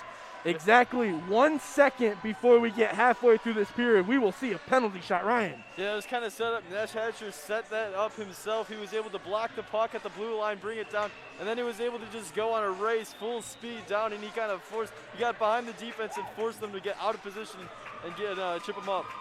Nash Hatcher sitting beyond the blue line. Tyler Fife is the one name that comes to mind last year. He had a couple penalty shot opportunities. So Nash Hatcher will have it. He's sitting all the way down by Wagner right now. He might get some speed on this. I think that's the plan here, Matt. Here he comes. He's going to pick up the puck at center ice, coming wide, slowing down, taking his time. Hatcher, couple stick handle shot. And a save there by Rosick. Nice little poke check. Keep this game at 0. I think he really read the move that Hatcher was trying to pull off there, and he just kind of said, hey, if I stick my stick out here, I think I can get a piece of it and stop him dead in his tracks. And unfortunately for the Bulldogs, that seemed to work in the favor of the Eagles. Yeah, he did read that really well. It was right when he was going towards the backhand side. That's when the poke check kind of came out there by the netminder for the Eagles. Yeah, otherwise we'd have got caught in the butterfly position and would have never made the slide over. Puck would have been in the net. 45 seconds left on the 5-on-4 penalty to Fields. Still not gone away even after that penalty shot. 9:47 left here in this second period of action. Score still 0-0. Shots in favor of the Bulldogs, 25-7 as Wagner comes out of his net to grab it in the clear there by the Bulldogs. I just want to add that this being Dan Stone's first game with that C on his jersey, he really looks like he didn't take any time off. He looks like he's right where he left off at the end of last season, and if anything, he just improved. Yeah, definitely. I would say the same thing for a lot of those returners. There's a lot of improvement came over the offseason and over the shortened season last year due to COVID-19. Bulldogs return to full strength. Fields back on the ice. Rosick holds it behind the net. Spate puts some pressure on him and tries to get it in front. Goes into the slot. No Bulldog is there. The Eagles will go the other way with it. Wiseman had it. Gave it up to Raposo. Raposo dumped it into the zone. Dominic Moore is the one chasing after the puck now. Nolan, he has it. He got one of the first goals, and I'll tell you what, that was probably one of the most exciting goals in last year's season was Nolan's first goal. Everybody cheered him on, trying to get him the puck, and then he ended up scoring. It almost gave you the chills, didn't it? Yeah, it did. I would definitely say so. I had to go over and ask Carly Costello, why is everybody going so crazy? It's 15-1. They go, first goal of his career, because he was a freshman last year. So it's a big moment. It's a big, big moment. Smith has it, gives it up to Raposo. He had to kick it with his skate to keep the speed off of it. His finger comes down to play it. Gives it up to Smith. Smith deep in front. Open net shot, score! Smith gets the goal on the deep, and that's going to make it 1-0 here with 8:08 left. Let's take another look at this one, guys. Yeah, patience paying off on the backhand side on the rebound. Was just able to outweight Rosick. Got him out of position and was able to find the back of the net wide open. He really read the defense on that one, saw where their positioning was, and saw that he had the wide open angle if he just took his time, pulled it around, and put it right in the back of the net. What a goal, and that is the first one of the year. It goes to Connor Smith, number 26 for the Bulldogs, and it is 1-0 here on the Adrian College Sports Network. Shot quickly off of the goal, and it's going to be a hard slide into the net. It was Portlock. Right off the bat, the Bulldogs looking to get some pressure, or actually the Eagles are looking to get some pressure and try and answer that goal quickly. Yeah, they could really put some pressure on here, trying to get some shots towards the net, trying to hold the offensive zone and just keep getting deep inside the crease, trying to fire the pucks deeper and deeper and see if they can't find their way to hit some twine and put up a tally on their side of the marker. Net's back on its bearings. We've seen that a lot today, is the net falling off of its bearings on the ice. Bulldogs try and win the defensive zone faceoff. Can't do it just yet, but we're going to have it going the other way. 2-on-1 developing. Finger and Smith looking for a second. Almost got it, missed it wide. On the glove side of Rosick. 21, Finger with it. He tried to pass it over to Stanko. He tries to go and get it. Stanko passes it back up to the captain, Stone. Stone over to Oshawi. Pace slowing down here for the Bulldogs after a quick 2-on-1 chance taken away by great defensive effort by the Eagles and almost a miscue by Smith. Oshawi to Stone. That was just a beautiful opportunity, and the Eagles' defense just really stepped up to push it away and then get the puck out of the zone. Rosick came out of his net, played it. Smith delivers a big hit along that half wall. Dives after it to keep it into the zone. Does so. Donaldson with it. Sniper opportunity. Misses wide. Thorrington grabs it and sends it in the long way. Rebound opportunity for the Bulldogs. Got to control those rebounds off the pad if you're Rosick. Bulldogs eating them up and keeping the pressure on. Sent over to Bond. Couldn't get it. Donaldson shoots. Misses glove side wide. Bond has it now again. Bulldogs keeping the pressure up here. This has been a tremendous effort. Eagles playing awesome defense as well. Savario has it off the face mask of Rosick, and Bond has it. Elects to hold on to it. Passes it over to Donaldson. He's back at the point with Bond. Wrister hit off Thorrington in front, and maybe even an Eagle. Laces it through. Down in front to Savario. Hits off of his skate. Action slowing down here. Bulldogs still have the pressure on in front, and we're finally going to get a whistle and a cover. Little extracurriculars on Donaldson. Officials getting in between both of that. Bulldogs' possession on that offensive rush was just insane. They couldn't seem to give up the puck, which is not a complaint, but it just seemed like everything worked their way back to the defense and just restarted the play all over again. Get the shot on the net, doesn't go in, start all over. That was, like Joe was saying, that was tremendous pressure put on him there. That's exactly what you want to see if you're head coach Gary Astalos. 6:16 left here in this second period of play. 1-0 the score here on the Adrian College Sports Network. We're going to get a penalty right off of the face-off. I believe this is going to be on. There was a collision on the near side. Let me see who this is going. I believe it's going to be Herrick Overall. It is. Number 28, Herrick Overall, the sophomore forward, 6'3", 200 pounds, coming all the way from Sweden.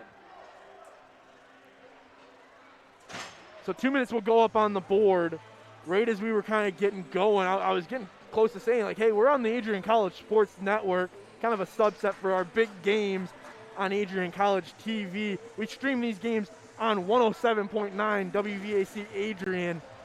An absolutely incredible connection we have here with Adrian College. We're kind of part of the communication department, but we also, the media production house has a really strong relationship with the broadcasting director, Steve Sheehan, Dr. Steve Sheehan of the Rush Communication Center for the Arts.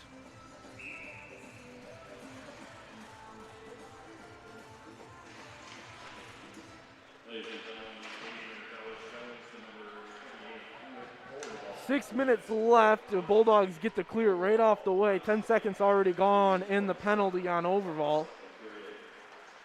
O'Rourke with it. He crosses center ice, tries to go with it. Rumberger down there as well. Finger tries to clear it, just gets out of the zone, and that will force the Eagles to reset. With it off the shin pad of Rumberger. And now down with it behind his own goaltender is Freshkura. Going in front, Kuhn battling on the ice now for the Bulldogs. Kuhn, Kent, Finger, and Fields. As this one hops into the bench, and we're going to have a whistle, and I believe it's going to go down into the offensive zone for the Eagles, and they'll have a chance to get a big face-off shot here if they can set up their play right.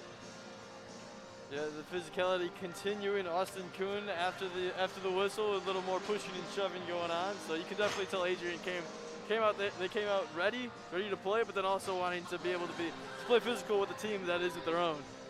Yeah, you can really understand that these D1 players are where they deserve to be. They really earn their spots to be here, and they're proving that tonight. 1:07 left in the Sioux Eagle power play. 5-on-4 hockey here on the Adrian College Sports Network. Matt Kibbe, Ryan Cuddy, Joe Borowski here for this one here. The Adrian College Men's Division I hockey team. ACHA hockey here facing off against the counterpart from the Northern Ontario Junior Hockey League, the Sioux Eagles. Cleared away by the Bulldogs. Chasing after it now is Hatcher. Had the penalty shot opportunity earlier. He's going to go for a change to bring on Finger. Eagles have it. Trying to get it out of their zone. Try and get one last push here with 25 seconds left on the penalty. Big hit there by Kuhn.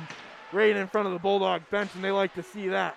Ashui tries to push it, trying to get it out of the zone. Kuhn pushes it, and it's going to go down all the way to the far side faceoff circle.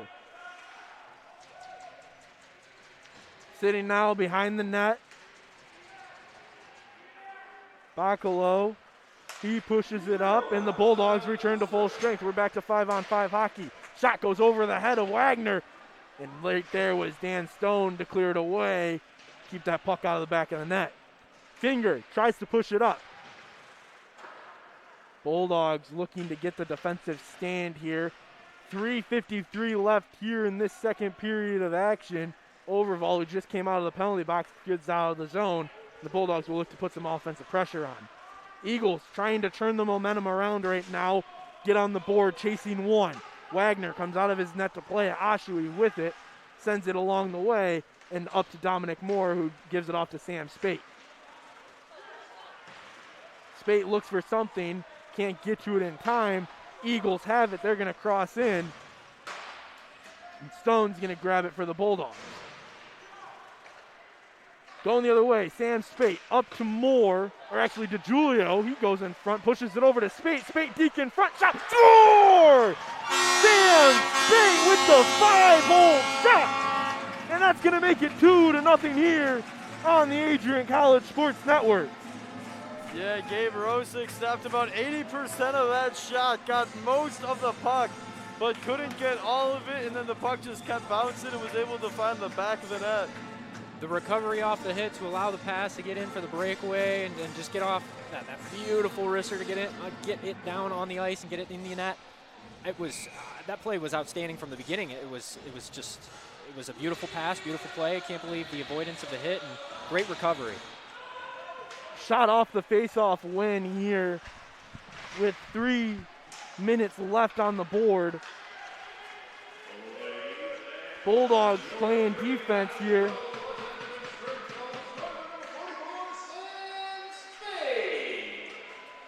Bulldogs on the defensive prowl right now, trying to get it out of their zone. Eagles trying to get back into this game, trying to cut the lead in half. 2:40 left here. Next whistle hopefully comes soon. We got to figure out who we're sending Ryan to find. Donaldson has it. He goes in, can't get to it in time. Eagles with it, trying to get it out of the zone. Winslow pushes it up to his counterpart, Alley, and we're going to get a whistle and a face-off, I believe an icing call. Before we send Ryan on his way, I'm thinking he's either got to do Sam Spate or he's going to have to do Connor Smith. Yep. So you either need to get 26 or 44. We got to get one of the goal scorers. And ask them about it. Let them know how they're feeling. See what they have to say. I'm going to give you a little notebook and pen and send you on your way. They got to be pretty excited about breaking definitely. the dead 0 tie after the end of the first period, coming in a little over halfway into the second period, breaking that tie, and now they're up by 2. It's looking good for the Bulldogs right now. They just got to keep that defensive pressure and also keep their offensive pressure strong and keep firing shots at the net. So Ryan will head on his way with just under 2 minutes, or just above 2 minutes to go.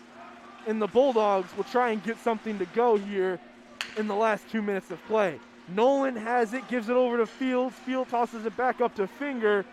Finger to Smith, already has a goal on the day. Can't get to it, pushes it along the half wall in the corner on the near side. And Finger tries to go after it. A lot of pressure coming from the Bulldogs. Eagles having to fight with it. Finger over to Stanko. Stanko can't push it into the back of the net. It's back up at the point to Nolan. Fields is going to have to chase after it with Crook right behind him. They've been going at it all night, and they do so again. Nolan sends it out of the zone. Finger picks it up and lays it down. Heads into the offensive zone now. And he's going to wrap around here, look for somebody in front. Sends it back to the point. Nobody there. Bond is going to have to chase after it for the Bulldogs. Bond over to Kent. Kent back to Bond. He stays in that far side corner right behind his goaltender, Wagner.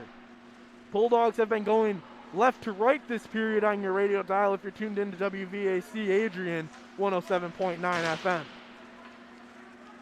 Now it's down in the offensive zone. 1 minute, 5 seconds remaining here in the second period. Just about to hit that 1 minute mark. Sent in behind, and there it is. Dave Van Giesen announces it over the PA, and we are under a minute. Kent has it at the point. Rister hit off the blocker of Rosick, and now it's sent behind by Overval. And now Kuhn with it, sends it back over to Overval. Behind the net, Eagles trying to get it clear. A lot of pressure here again by the Bulldogs. Oshawi with it, keeps it in. Overval behind the net, behind Rosick. Stone skips over his skate, and he tells Oshawi, go get it. Wagner comes way out of his net, pushes it up, knowing that the Eagles were going for a line change. Fife gets it, heads in deep, hits off the back of Rosick, and it's going to stay in front. Goes right into the slot. Nobody there for the Bulldogs. Oshawi sends it in. Eagles, great defense, sends it up. 15 seconds, final push here for either team. Rumberger with it, looking for anybody he can get. Stone has it. 4 seconds on the clock, and Stone is going to hang on to it as we have some extracurriculars going down between Kuhn and O'Rourke. That's going to end this second period of action with the extracurriculars still happening on the ice. Linesman in the middle of it. Yeah, I think these two players just had a disagreement about something, and the linesman tried to break them up, and I'm not going to lie, it didn't look like it was working too well. Glad to see they went to their separate benches, and hopefully they'll take it out with some big hits and some good opportunities rather than talking trash to each other. Shots on goal for this period, 27-9. Bulldogs stay on the ice until Wagner gets off. Kuhn's coming over to talk to the head official about what went down. Make sure, hey, we're good. We're good. We'll figure this out. So we're going to take a break. 2-0 here. Ryan Cuddy down there trying to get some interviews. We'll bring that information back to you here for this intermission. So we'll be right back. For Matt Kibbe and Joe Borowski, 2-0 the score in favor of the Adrian College Bulldogs here at Arrington Ice Arena. And we'll be right back here on the Adrian College Sports Network.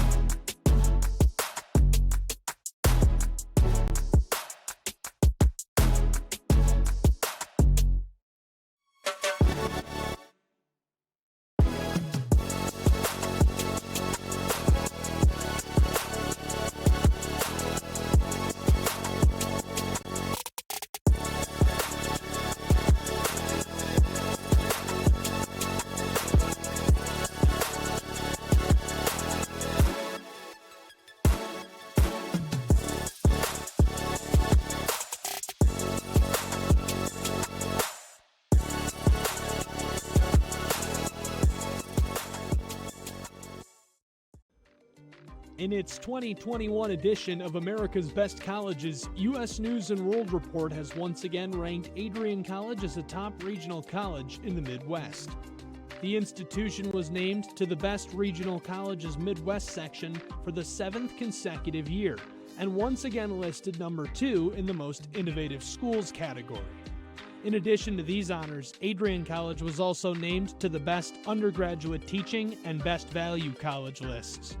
Adrian College has been established as a distinctive and innovative educational leader in the United States. The institution places priority on a culture of innovation and critical thinking. This is the 12th consecutive year Adrian College has been featured by U.S. News and World Report. You can see the full list of rankings and find more information on their website. For more information about Adrian College, visit adrian.edu.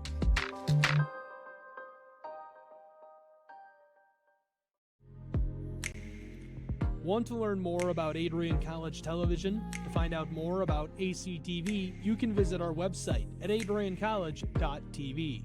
You can find direct links to our Twitter, Facebook, Instagram, and other social media platforms there. Bulldog students can submit a request to become an announcer for ACTV. Fans can see press releases about upcoming events and what's happening at the media production house. Visit adriancollege.tv for more. Hello, students. This is President Adrian coming to you again from the President's office at Adrian College. Hey, I'm sending you this video with some great news. Despite all that's been happening with the pandemic, COVID-19, etc., we've been hard at work on campus, and the faculty have recently approved 8 new degree programs, which I think are super exciting, and I want you guys to know about these so you can start to think about them as you think about your future academic career here. So here they are. The first one is in public health. We have both a major and a minor now in public health. Can you think of a more relevant major than public health right now, given all that's going on? The second one is supply chain management. If you're following the news, supply chain management is really where it's at. There are thousands of jobs. I happened to look before I got in this video. Some of these jobs pay over $100,000 a year right out of college. Public health pays very well as well. Great area to go into. The third new major that the faculty approved is human resources. And you know, every business, I mean, whether it's Adrian College or IBM or something in between, has a human resource office. Lots of jobs, great field to go into. The fourth is professional sales. Now, whatever your professional career, you have to know how to sell, whether you're selling yourself, whether you're selling goods, whether you're selling services, whether you're selling your character. Professional sales is a great thing to be trained in academically. The next one is esports management. Now, esports is just absolutely exploding across the country. And I know we have a lot of students that are athletes that would like to stay into sports. So we now have an esports minor degree. It's a minor right now, may turn into a major later, but it's a minor right now that you can get your degree in. And then we have 2 certificates that we're now offering in digital marketing, which is incredible. I mean, digital marketing, again, whatever you're going into, if you can do some digital marketing, your employers will love it. So these are high skill, high pay, high need areas with literally thousands of jobs coast to coast. So long and short is, once again, Adrian's on the cutting edge. We're at the forefront. We are leading the pack in innovation and ingenuity. And we just wanted you guys to know all that's going on. So there you go. It's all good news today. I hope that brightened your day. Thanks for tuning in.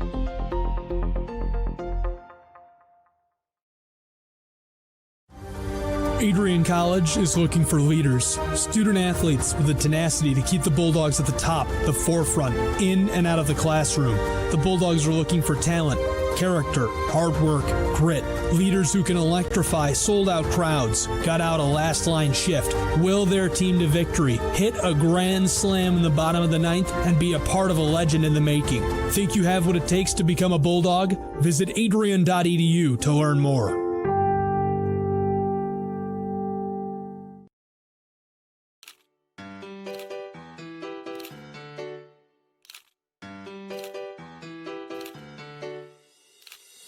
Oh, hey, there he is, Bruiser.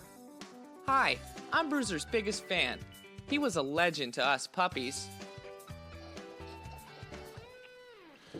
Strong but silent. Such a humble attitude from such a prominent figure. He ran Adrian College's campus. Everyone loved him and wanted to meet him wherever he went. Welcome week, homecoming, spring concert, he was there and looking good. Well, he did have his own private groomer. He was so cool. He had the best education a Bulldog could ever ask for, as many walks as he wanted. Heck, the dog had his own pass to Richie. Bruiser was an athlete, but I'm so small. He did have to work hard at it. Well, maybe not too hard, but it will take a lot of commitment and practice if I want to land on varsity at Arrington too. It's just such a big jersey to fill. Seriously, huge. But I can do this. I want the job. Because I want to make thousands of Bulldog friends. Welcome back to Arrington Ice Arena, home of the Adrian College Bulldogs, on the beautiful campus here in Adrian, Michigan. Probably, I'm a little biased, but I think we have one of the best campuses in all of Division III and even in all of NCAA, ACHA, and all the other divisions that we are a part of. Here on the call, Matt Kibbe, along with Ryan Cuddy, Joe Borowski here as well, bringing you ACHA Men's Division I Ice Hockey as the Adrian College Bulldogs take on the Sioux Eagles of the Northern Ontario Junior Hockey League. About 5 minutes until we get going here in the final period, third period of action. Score 2-0 in favor of the Bulldogs. Joe, we'll start with you.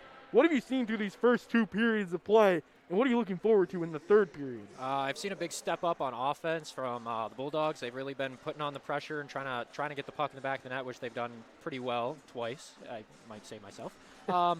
And then I've noticed Eagles' side, they're kind of doing the same thing. They're starting to get that offensive pressure. They're really starting to get shots on the net, trying to generate opportunities. Their forecheck's getting pretty strong. They're trying to push behind the defense as quickly as they can, and they're actually getting some decent opportunities that might eventually turn into something here in the third period.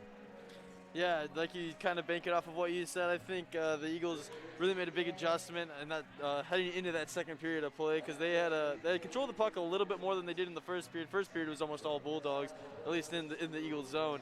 So obviously Bulldogs weren't able to convert in that first period, and then they got two in the second period when the Eagles played, I think, even a little better. So kind of that's how the breaks go.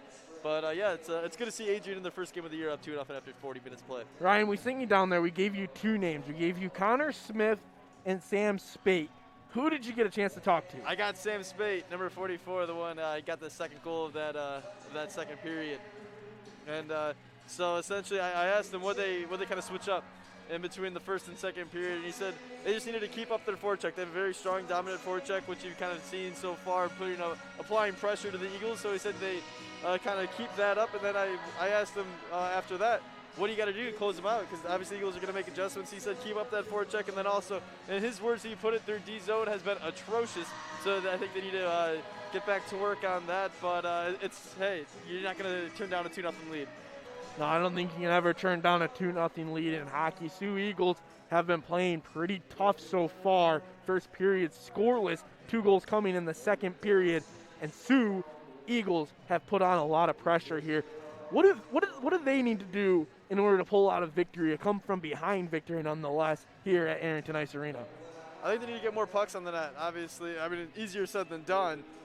Adrian's defense has been stellar, led by their captain, Dan Stone. And the Eagles really haven't had that many great scoring opportunities.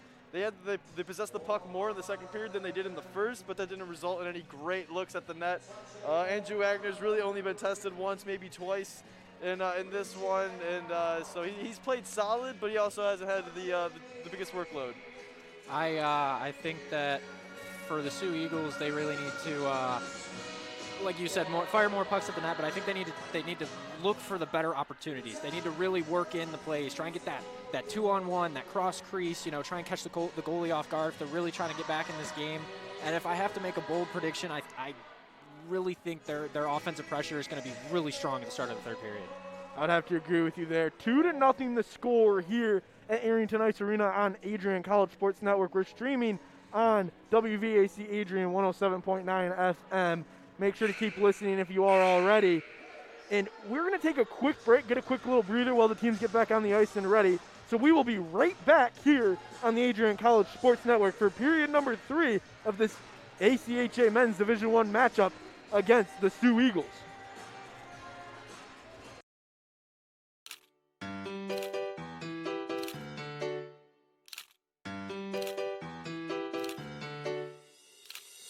Oh, hey, there he is, Bruiser.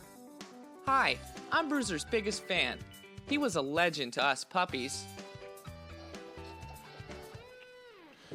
Strong but silent. Such a humble attitude from such a prominent figure. He ran Adrian College's campus. Everyone loved him and wanted to meet him wherever he went. Welcome week, homecoming, spring concert, he was there and looking good. Well, he did have his own private groomer. He was so cool. He had the best education a bulldog could ever ask for, as many walks as he wanted. Heck, the dog had his own pass to Richie. Bruiser was an athlete, but I'm so small. He did have to work hard at it. Well, maybe not too hard, but it will take a lot of commitment and practice if I want to land on varsity at Arrington too. It's just such a big jersey to fill. Seriously, huge. But I can do this. I want the job.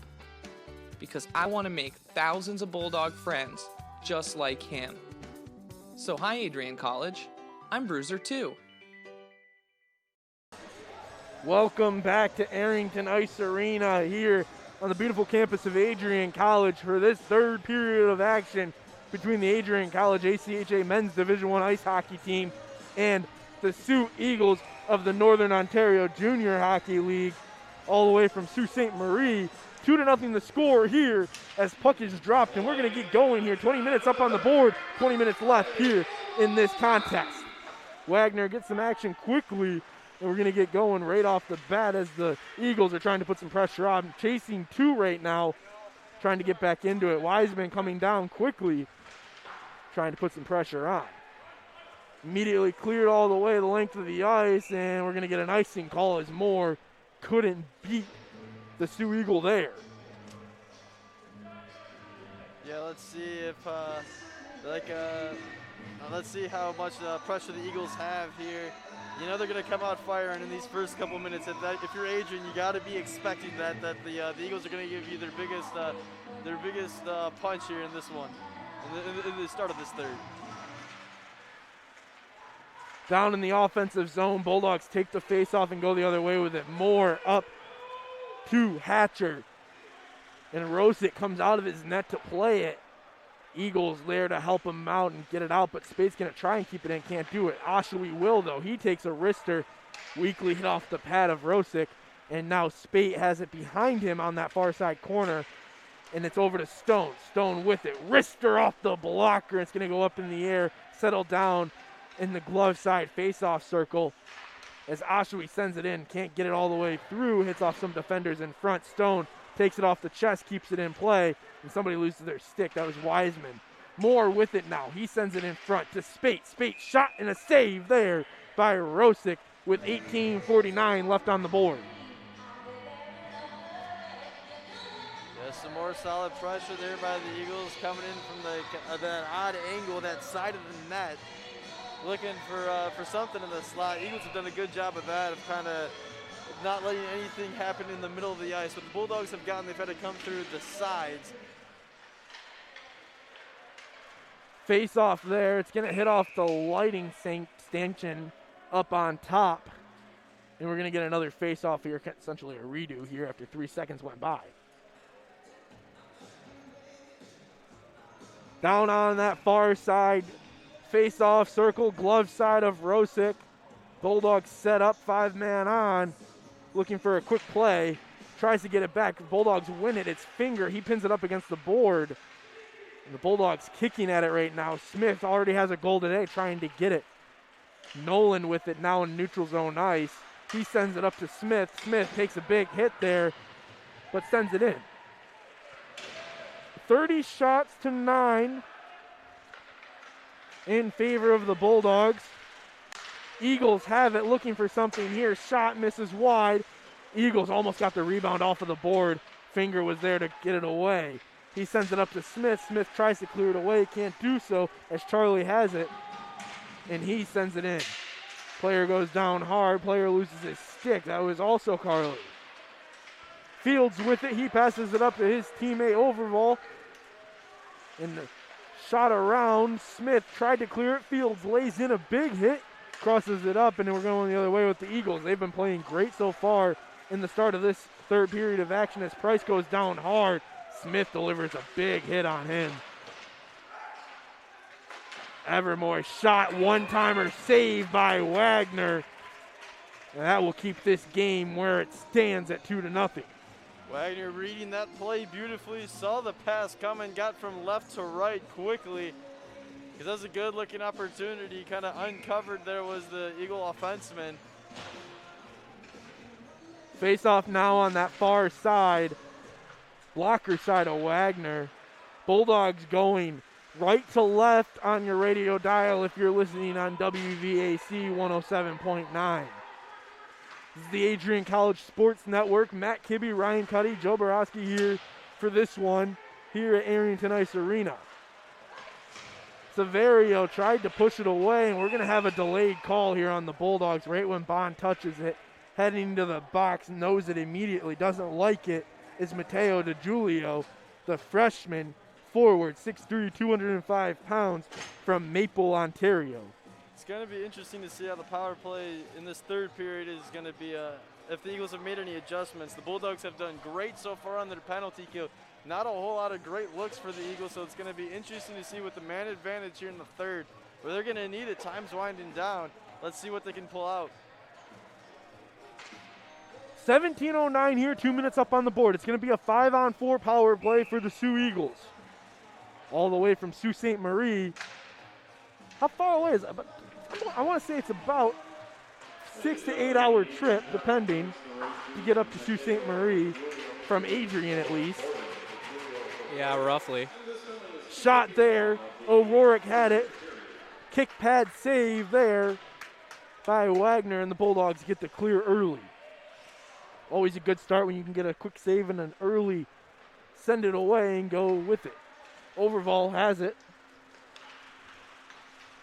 Goes around. O'Rourke still with it. Sends it back to Frescura.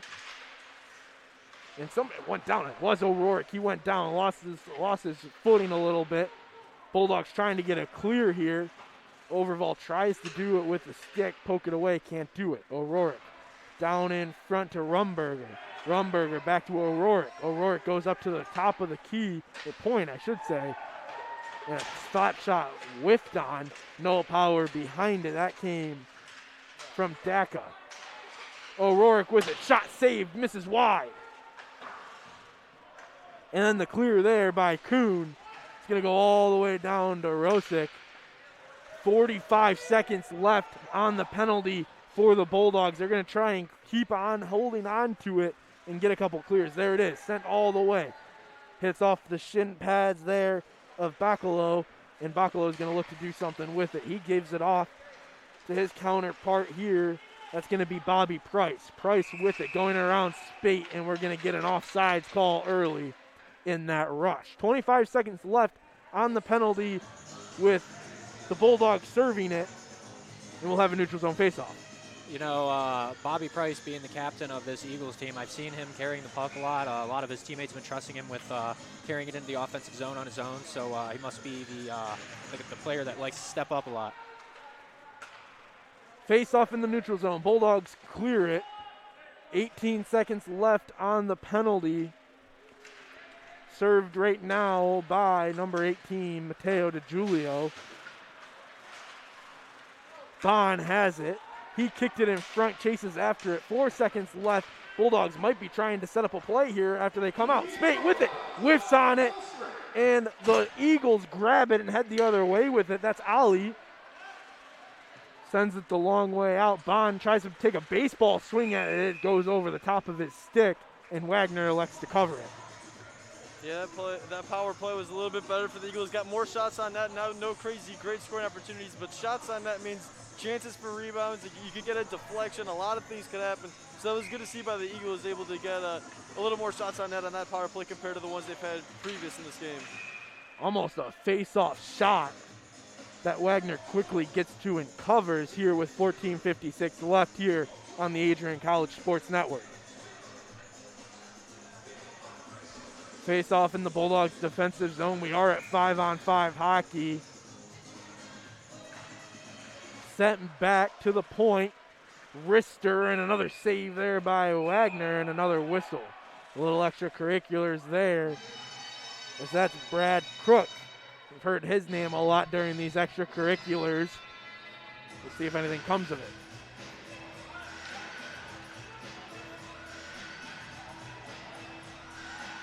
You know, I think the players are just really, they're getting really in the zone, and your opposing players will get in your head when you're in that tunnel state of mind, and you're trying to really focus in and fine-tune your game, excuse me. And when another player gets in your way, that, you know, it gets a little frustrating. Bulldogs looking for it now. They have it. Player goes down. Donaldson gets a break, but he loses possession of it, and a big hit in the slot.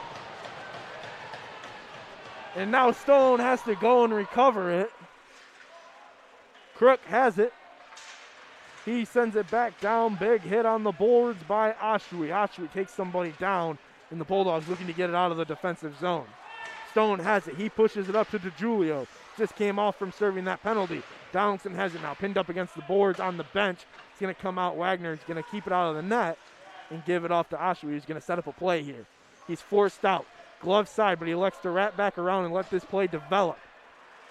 Comes out now. Goes over. That's going to be Savario. He pushes it in front, tries to get it through the legs. DiGiulio's there to back him up. Shot save, almost a rebound opportunity, but it's eaten up and swallowed away by the goaltender, Gabe Rosick. Yeah, Rosick needing to avoid the rebound there, because there was a winger flying in from the near side by the Bulldogs that would have had a golden opportunity if that rebound would have been able to, if it squirted out, but a good job there by Rosick to keep it under control. It was a really good jump on the open puck, you know, trying to keep the possession going for the Bulldogs, and when the opening came, he didn't let the defense jump on it and push it out of the zone. He really kept it on and gave a good attempt at the net.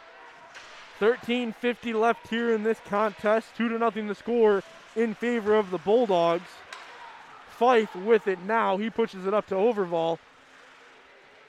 But it's going to be taken away there by Winslow. Thornton has it. He pushes it down to Overval. Overval to Fife. Fife is all alone behind the net. Pressure comes now, and he just elects to push it up to the point. Wrister there. Shot in a glove save through traffic by Rosick. Good looking opportunity there for the Bulldogs. Send that shot in from the point with traffic. You never know what can happen. Good job by Rosick to see the puck in. The opportunities have been there. They presented themselves. They just have not been capitalized on as much as the Bulldogs would have liked. Still 2-0 here. Offensive zone face-off taken away by the Eagles. Going the other way now, was O'Flanagan. And Ellingson has to push for it, but Thornton grabs it instead, and he's going to deke around. Couple Eagles there. Skips over the stick of O'Rourke, and now the Bulldogs are going to go on the attack. Pushes in front. Thornton with the freshman defenseman hailing all the way from Macomb Township. I say all the way from. That's not too far of a drive. Hey, that's from where Adrian. I'm from. Hey, Macomb Township. Yeah, it's about an hour and a half up, Not too bad. North. It's not bad. What's that? Just right up to up 23, I should say.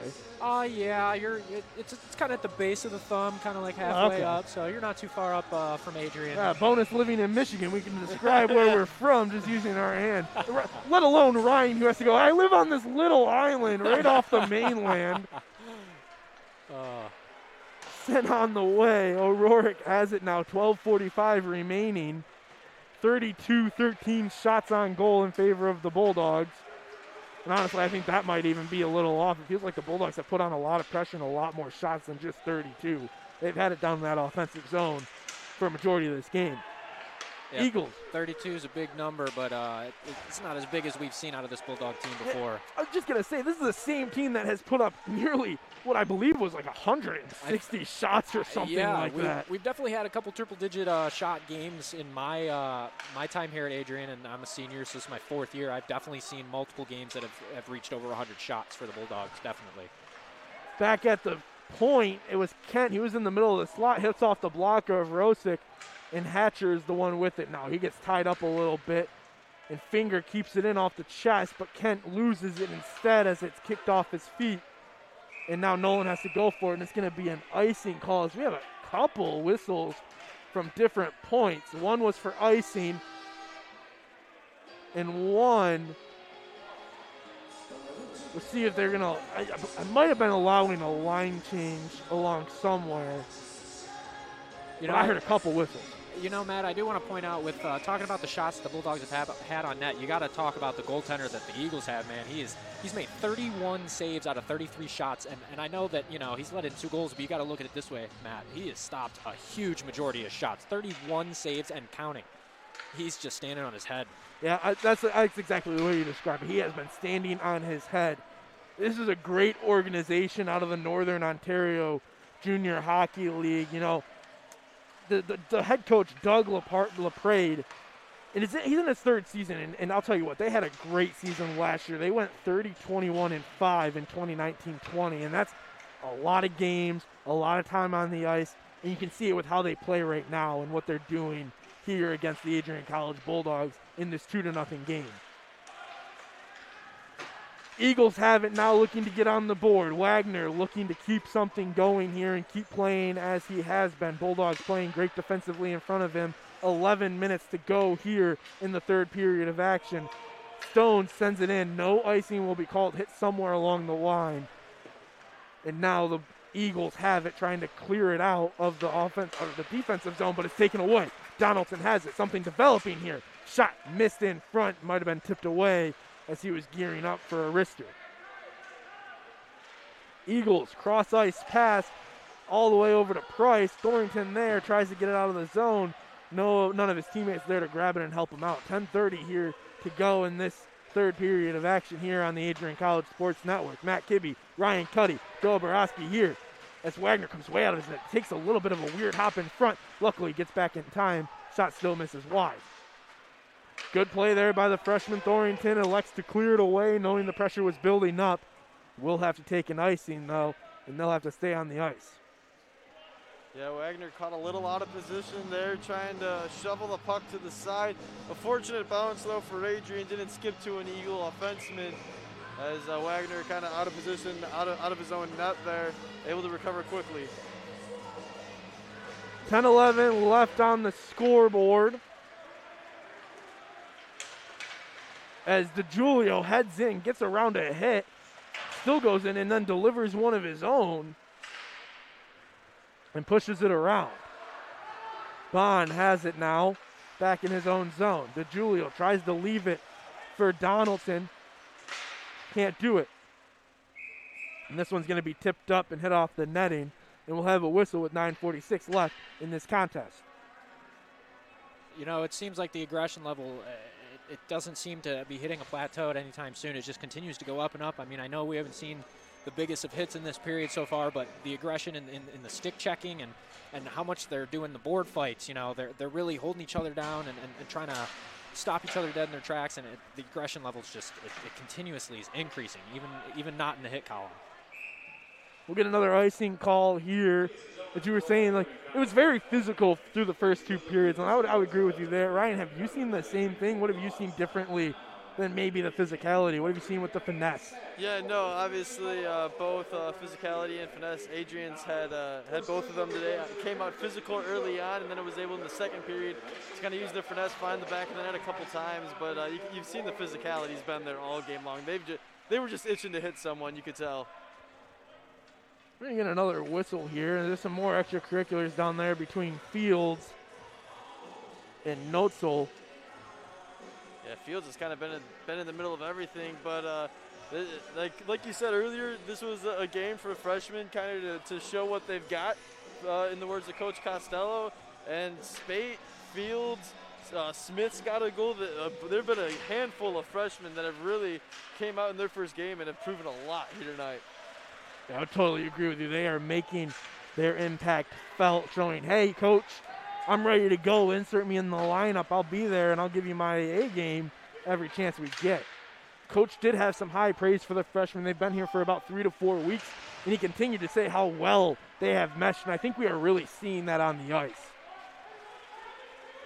9 minutes to go. Eagles looking to get something on the board. They're offsides. Back onside now as Fife has it. He gives it over to Nolan, and Nolan tries to push in front, elects to dump it in, and the forecheck will go to work here as Hatcher was the first one there. He gave it off to Kuhn. Kuhn tried to leave it behind the net. Nobody was there. Fife went for a big hit, couldn't get it on in time. Eagles still have it. They crossed it over. It's going to be with now Edmonton. No icing call. Looked like it might have been able to go that way. Linesman elects to say otherwise. Spate going after it. Already has the second goal of this game. Dominic Moore now trying to keep it in the offensive zone. He does so. Spate there, but it's taken away. But then lost off the stick of Jack Mortensen. Mortensen has it now again. He's going to send it up to Etimoff. And sent the other way now to Wagner, who points in the direction of Stone, who grabs it and passes it around. Hatcher delivers a hit, tries to get some pressure on. Shot, wrister, off the side of the netting. And the net's going to go up, and we're going to have definitely some physicality after that interaction down behind the net. I don't know if that was aggression or if he was catching him because he was falling. I don't really understand what just happened. I don't know. I don't know. It's safe to say that the pushing and shoving has not been absent tonight. It's definitely been a hard presence after almost every whistle. Yeah, I would agree. Yeah, Eagles playing a game this past week, but you can tell for Adrian that they haven't been able to hit anyone for quite some time. First game back on the ice, you can tell that they are relishing the fact that they're able to lay the body a couple times. Physical play. Eagles have been just as physical. They haven't backed down from the challenge, so it's been great to see. Bulldogs lose the face-off to the Eagles. They're going to send it around. It's pinned up against the corner over on the near side in the defensive zone. Eagles get taken away with it. Right now, French Cura is with it. He gets a big hit on him. Sent the other way. Smith pushes for it, tries to get it again. Can't do it this time. Eagles will continue to roll with it as O'Rourke has it, dumps it in, and Nolan sends it the other way. Nolan gave it up to Finger. Finger had it pickpocketed away as Stanko comes in and takes it. This time it's going to hop out of the offensive zone. Can't see where the puck is. It's in between all the skates, and it's pushed all the way around. Rumberger, Stanko go at it at the end. And Nolan pushes it away. High sticking now, but it's going to be grabbed by Fields, and Fields will cancel it out. He crosses into the offensive zone, gives it up to Finger. Finger wraps it around, gives it back up to Fields, who's behind Rosick. He tries to get it into that slot area. Can't do it. Hit off the skate, and now it's going the other way here with Corathors. Big hit there by Nolan. Nolan grabs it on that half wall, pushes it up, and slides it all the way over to Fields. Fields up to Finger. Finger crossing over that center line, trying to get something going, pushes it in, and now DeGiulio is going to be the one chasing after it with Savario. Bulldogs trying to get more here with 6 minutes left in this contest. Eagles trying to battle back and at least cut that lead in half to give them a chance. Do you think we could see a pulled goalie here with only a 2-goal lead for the Bulldogs? I think there's a high opportunity that the Eagles could pull their goalie in an attempt to get an extra man on the ice and get some pucks in the net.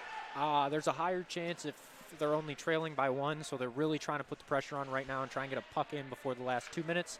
Because if they can get one in the back of the net before then, they can try and pull the tendy and tie it up with only having to go for 1 rather than 2. Stone was calling his shots there, setting up the play that he wanted. And DeGiulio is going to grab it now, but it's going to go to Savario. Savario shot. I cannot talk highly enough about Manny Silverio. He is putting together a documentary about the toughness and the behind the scenes of hockey for one of his classes in the comm department. Got a chance to work with him a little bit on it, help him out with it, and do even a voiceover for him. So got to give him some credit for that. That's no easy task, playing sports and also being a member, as we know, of the communications department. Communications is pretty demanding, so I give him a lot of praise for wanting to take the effort into shooting some behind-the-scenes type stuff. And I'm going to be honest with you, this is my first time hearing of it, and I'm kind of hoping it gets published somewhere because I'm excited to see what it's like behind the doors into the locker room of this Adrian College Bulldog.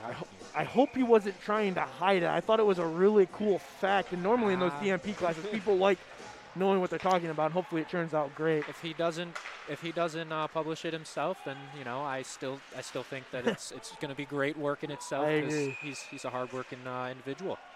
Save there, and we'll get a cover and a whistle. Now, if he didn't want it mentioned, everybody listening on stream right now, just completely ignore everything I was saying and act surprised when he posts it, so that he gets all the praise that he deserves for it. Thank you, and I appreciate it.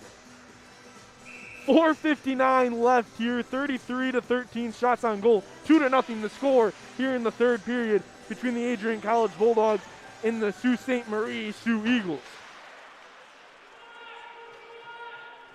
Puck, thinking of soccer for some reason, been doing a little bit of that lately.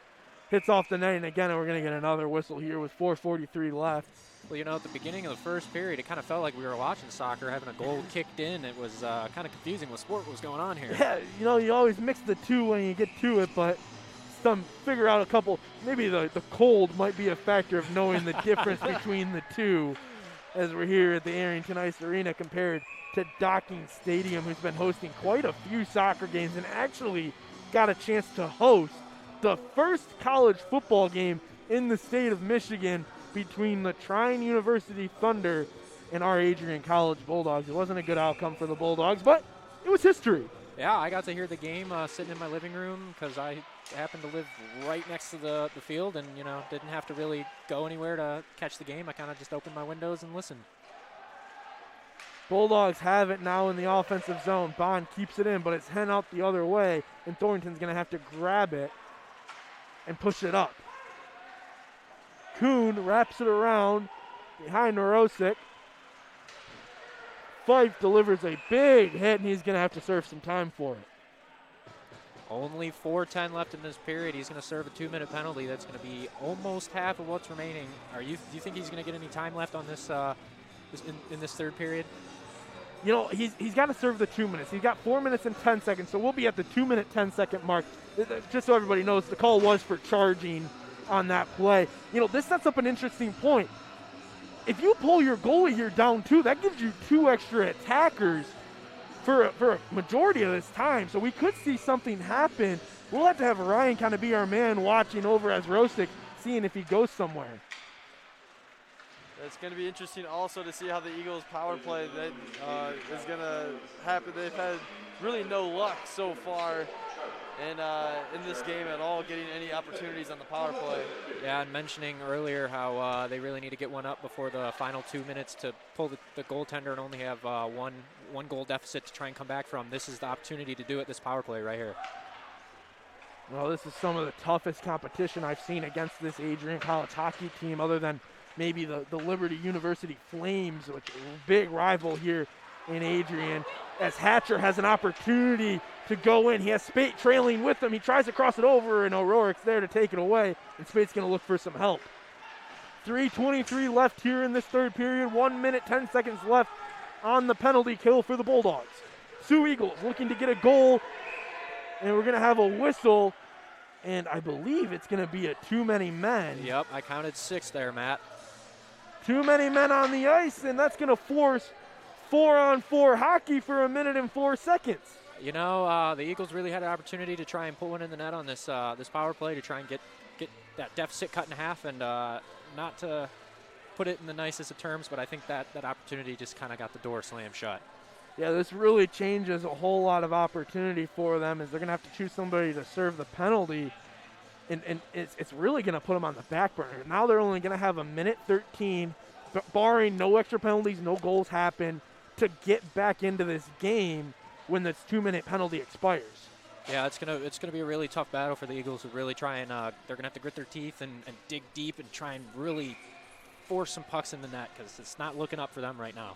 Yeah, it's just a sloppy mistake you can't have when you're fighting for your lives in this game, late in the third. You can't have those kind of penalties up a man advantage. So 4-on-4 hockey here for another 52 seconds, 3 minutes to go here. More than ever, we're going to have to pay attention. They're going to want to get a fifth guy on the ice and try and help them out here. Stone has it, pushes it up to Smith. Smith trying to get through it. Alley over to Bacalo. Bacalo back up to Alley, and then hit on him with Nolan. Moore has it now for the Bulldogs. Taken away there. The Eagles shoot it. That was Dretch. And we're going to get a whistle in a face-off with 2:30 to go, 21 seconds left to 4-on-4 hockey. You know, it's really hard to take my eyes off of the Eagles goaltender. Yeah. I'm just waiting for him to take off towards that bench and get that extra man on the ice, and it's really starting to get the nerves going. I'm almost, if I was sitting, I'd be on the edge of my seat waiting to see what's going to happen here.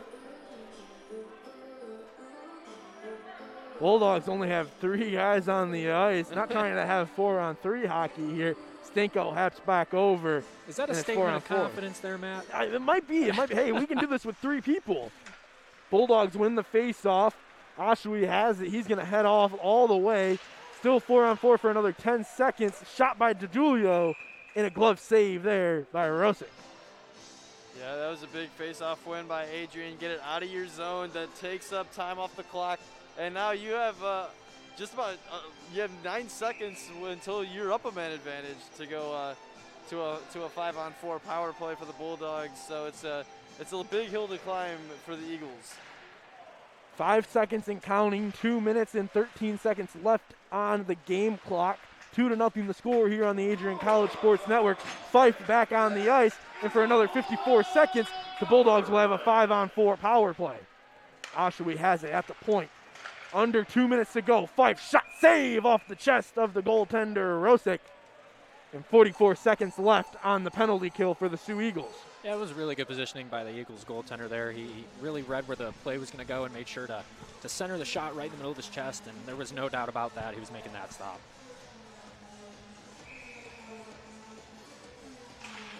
Face-off down on the near side in the offensive zone for the Bulldogs. They win it. Fife has it. Open net. Save, sliding save by Rosick, and that's a really good job there by the defensive standing goalie here with 28 seconds left on the power play for the Bulldogs.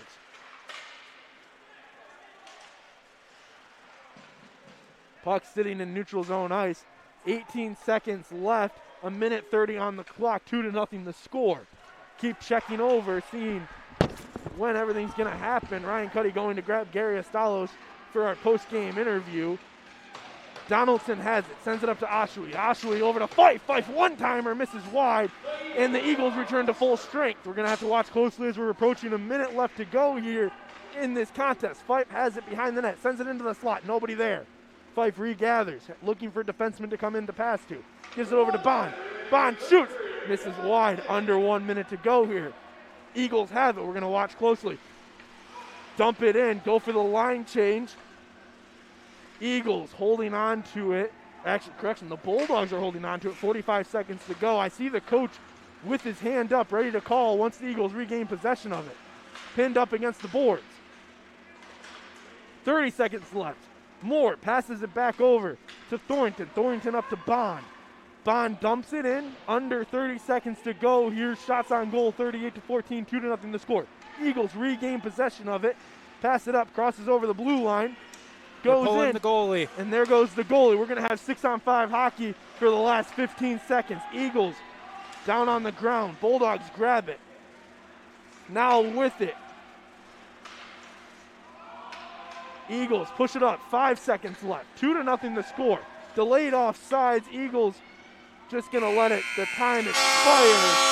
And that's going to do it for this one. The final score of this hockey game is 2-0 in favor of the Adrian College Bulldogs.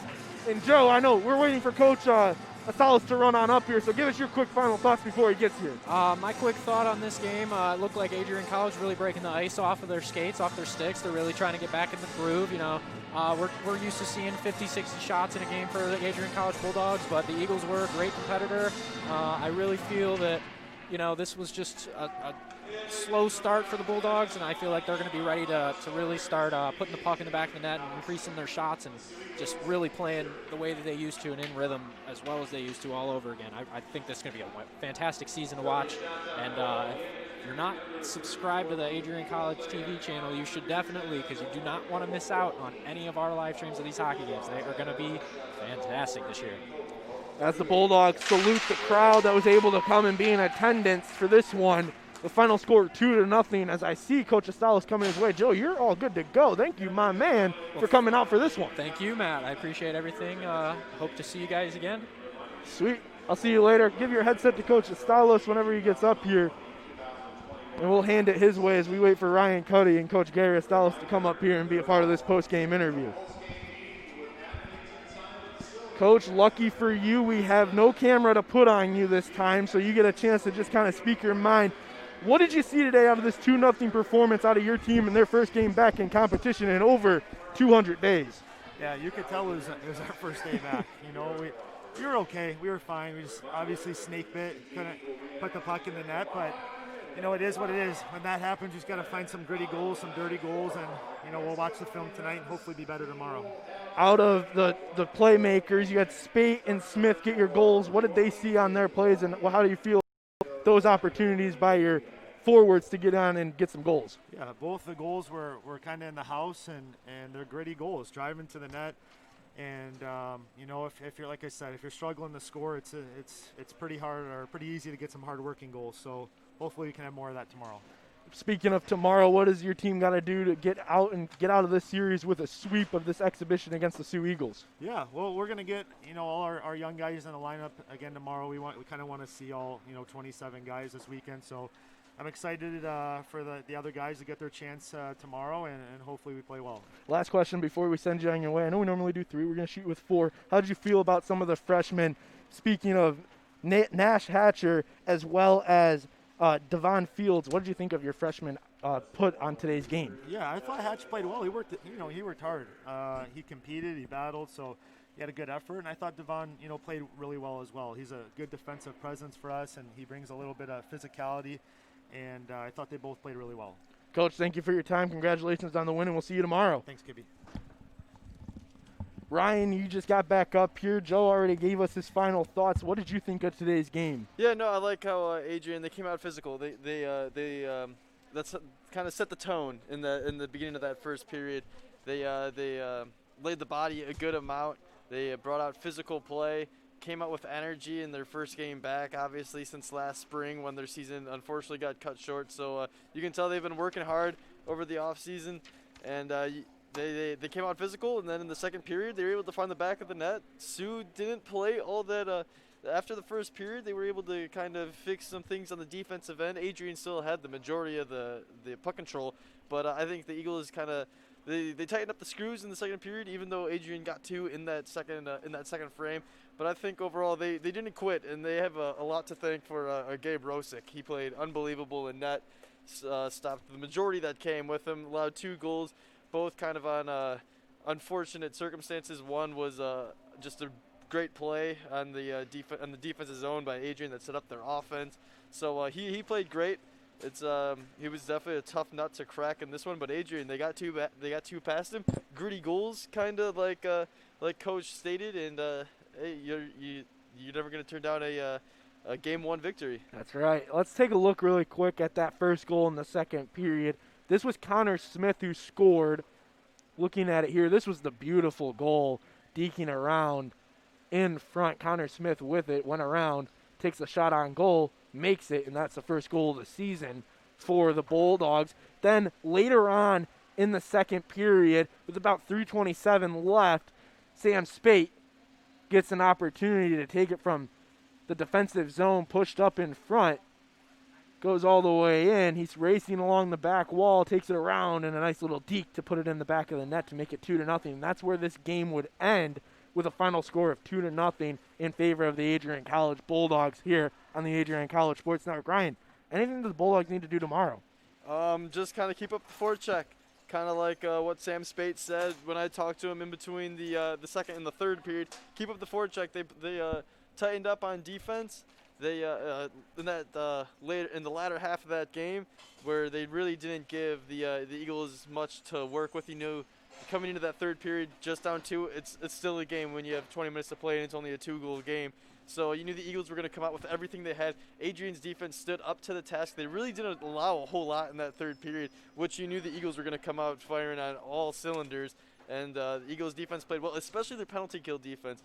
They had just as many offensive opportunities on their penalty kill than the Eagles did on their actual power play. So I thought that was great to see down a man. They were communicating very well on defense, which is huge when you're down a man, to be able to know who's where and who's got what man on the ice. So I think that was great to see.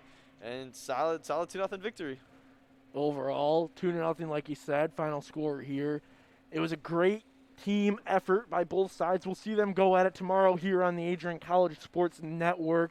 It will be at 1 p.m. here. Expect us to get going around 12:45 here in the booth. That will be followed by the black and gold scrimmage for the NCAA team. I'll be on the call as well for that, so be tuned in at 4 o'clock to see the NCAA team take on themselves in the black and gold scrimmage. Always a fun time. Also be ready to tune in for volleyball if that's of interest to you. It's at 1 p.m. as well here on ACTV. And then on Sunday, we're going to have a little bit of a packed schedule. Volleyball will also be happening. That's again at 1 p.m. And then baseball taking on their fall scrimmage against Bluffton starting at 12 p.m. That's going to be a doubleheader. Myself and Gabriel Shaw will be on the call for that one. That's going to do it for us here in the booth. That's going to do it for us here at Arrington Ice Arena, as the fans have already headed out on their way. Sorry about that, a little dry throat here today. Headed out on their way, so we're going to send you on your way. If you're listening on WVAC, we're going to get you back to your regularly scheduled program. If you're listening here on ACSN, on Adrian College TV, YouTube, we're going to have you show a little bit of our campus and show you a little bit of our advertising, and hopefully you stick around and like what you see. If not, we'll send you on your way. Have a great night here from Arrington Ice Arena. The final score 2-0 in favor of the Adrian College Bulldogs. We'll see you tomorrow for this second game of this exhibition series against the Sioux Eagles. Have a great night. Miss Constitution Day, the George W. Romney Institute for Law and Public Policy presented the annual Philip J. Perkowski Constitution Day Address on Adrian College TV this year. His presentation, based on his extensive experience in the courtroom, promises to be revealing and thought-provoking. It's called Making the Words Matter, How All of Us, not just the courts, can fulfill the promise of the Constitution. Please join me in welcoming Brett DeGroff. Using the arc of the moral universe, quote, too loosely carries with it a danger of magical thinking. Technically, we couldn't have expected the Constitution to do anything about it earlier. It was perfectly legal under the Constitution up to that point. The real action in this area is going to happen at the local level, in cities and in townships, because city and township governments fund and supervise police departments. You can watch his revealing and thought-provoking speech now on Adrian College TV. Want to see the Adrian College Outdoor Performance Band in action? The band performed on Adrian College TV, and you can watch the stream again anytime, anywhere.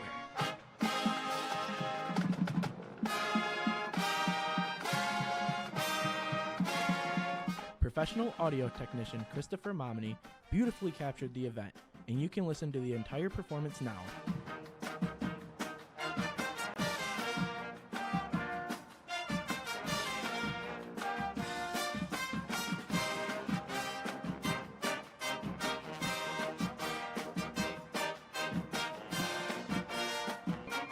Visit Adrian College TV on YouTube to listen to the concert.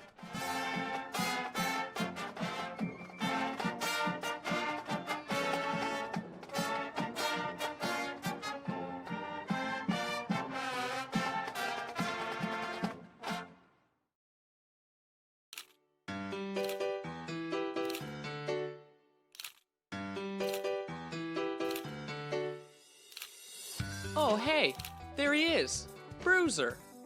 Hi, I'm Bruiser's biggest fan. He was a legend to us puppies. Strong but silent. Such a humble attitude from such a prominent figure. He ran Adrian College's campus. Everyone loved him and wanted to meet him wherever he went. Welcome week, homecoming, spring concert, he was there and looking good. Well, he did have his own private groomer. He was so cool. He had the best education a bulldog could ever ask for, as many walks as he wanted. Heck, the dog had his own pass to Richie. Bruiser was an athlete, but I'm so small. He did have to work hard at it. Well, maybe not too hard, but it will take a lot of commitment and practice if I want to land on varsity at Arrington too. It's just such a big jersey to fill. Seriously, huge. But I can do this. I want the job. Because I want to make thousands of Bulldog friends just like him. So hi, Adrian College. I'm Bruiser too. Adrian College is looking for leaders, student athletes with the tenacity to keep the Bulldogs at the top, the forefront, in and out of the classroom. The Bulldogs are looking for talent, character, hard work, grit, leaders who can electrify sold-out crowds, gut out a last-line shift, will their team to victory, hit a grand slam in the bottom of the ninth, and be a part of a legend in the making. Think you have what it takes to become a Bulldog? Visit adrian.edu to learn more. Hello, students. This is President Adrian coming to you again from the President's office at Adrian College. Hey, I'm sending you this video with some great news. Despite all that's been happening with the pandemic, COVID-19, etc., we've been hard at work on campus, and the faculty have recently approved 8 new degree programs, which I think are super exciting, and I want you guys to know about these so you can start to think about them as you think about your future academic career here. So here they are. The first one is in public health. We have both a major and a minor now in public health. Can you think of a more relevant major than public health right now, given all that's going on?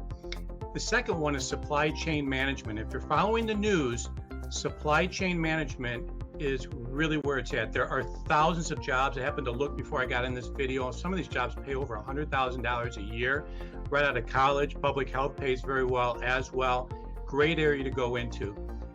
The third new major that the faculty approved is human resources. And you know, every business, I mean, whether it's Adrian College or IBM or something in between, has a human resource office. Lots of jobs, great field to go into.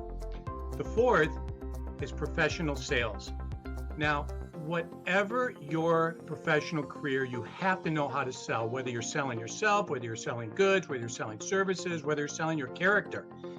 Professional sales is a great thing to be trained in academically. The next one is esports management. Now, esports is just absolutely exploding across the country. And I know we have a lot of students that are athletes that would like to stay into sports. So we now have an esports minor degree. It's a minor right now, may turn into a major later, but it's a minor right now that you can get your degree in. And then we have 2 certificates that we're now offering in digital marketing, which is incredible. I mean, digital marketing, again, whatever you're going into, if you can do some digital marketing, your employers will love it. So these are high skill, high pay, high need areas with literally thousands of jobs coast to coast. So long and short is, once again, Adrian's on the cutting edge. We're at the forefront. We are leading the pack in innovation and ingenuity. And we just wanted you guys to know all that's going on. So there you go. It's all good news today. I hope that brightened your day. Thanks for tuning in.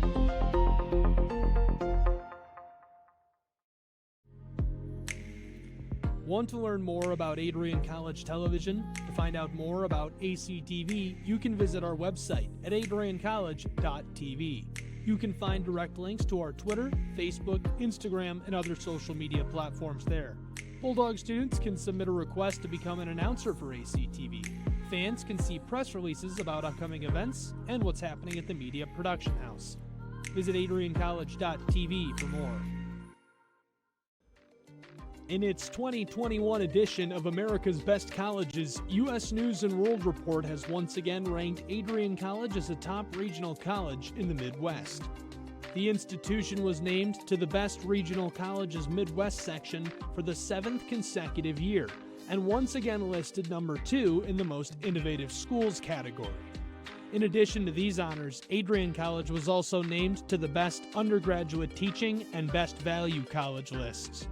Adrian College has been established as a distinctive and innovative educational leader in the United States. The institution places priority on a culture of innovation and critical thinking. This is the 12th consecutive year Adrian College has been featured by U.S. News & World Report. You can see the full list of rankings and find more information on their website. For more information about Adrian College, visit adrian.edu.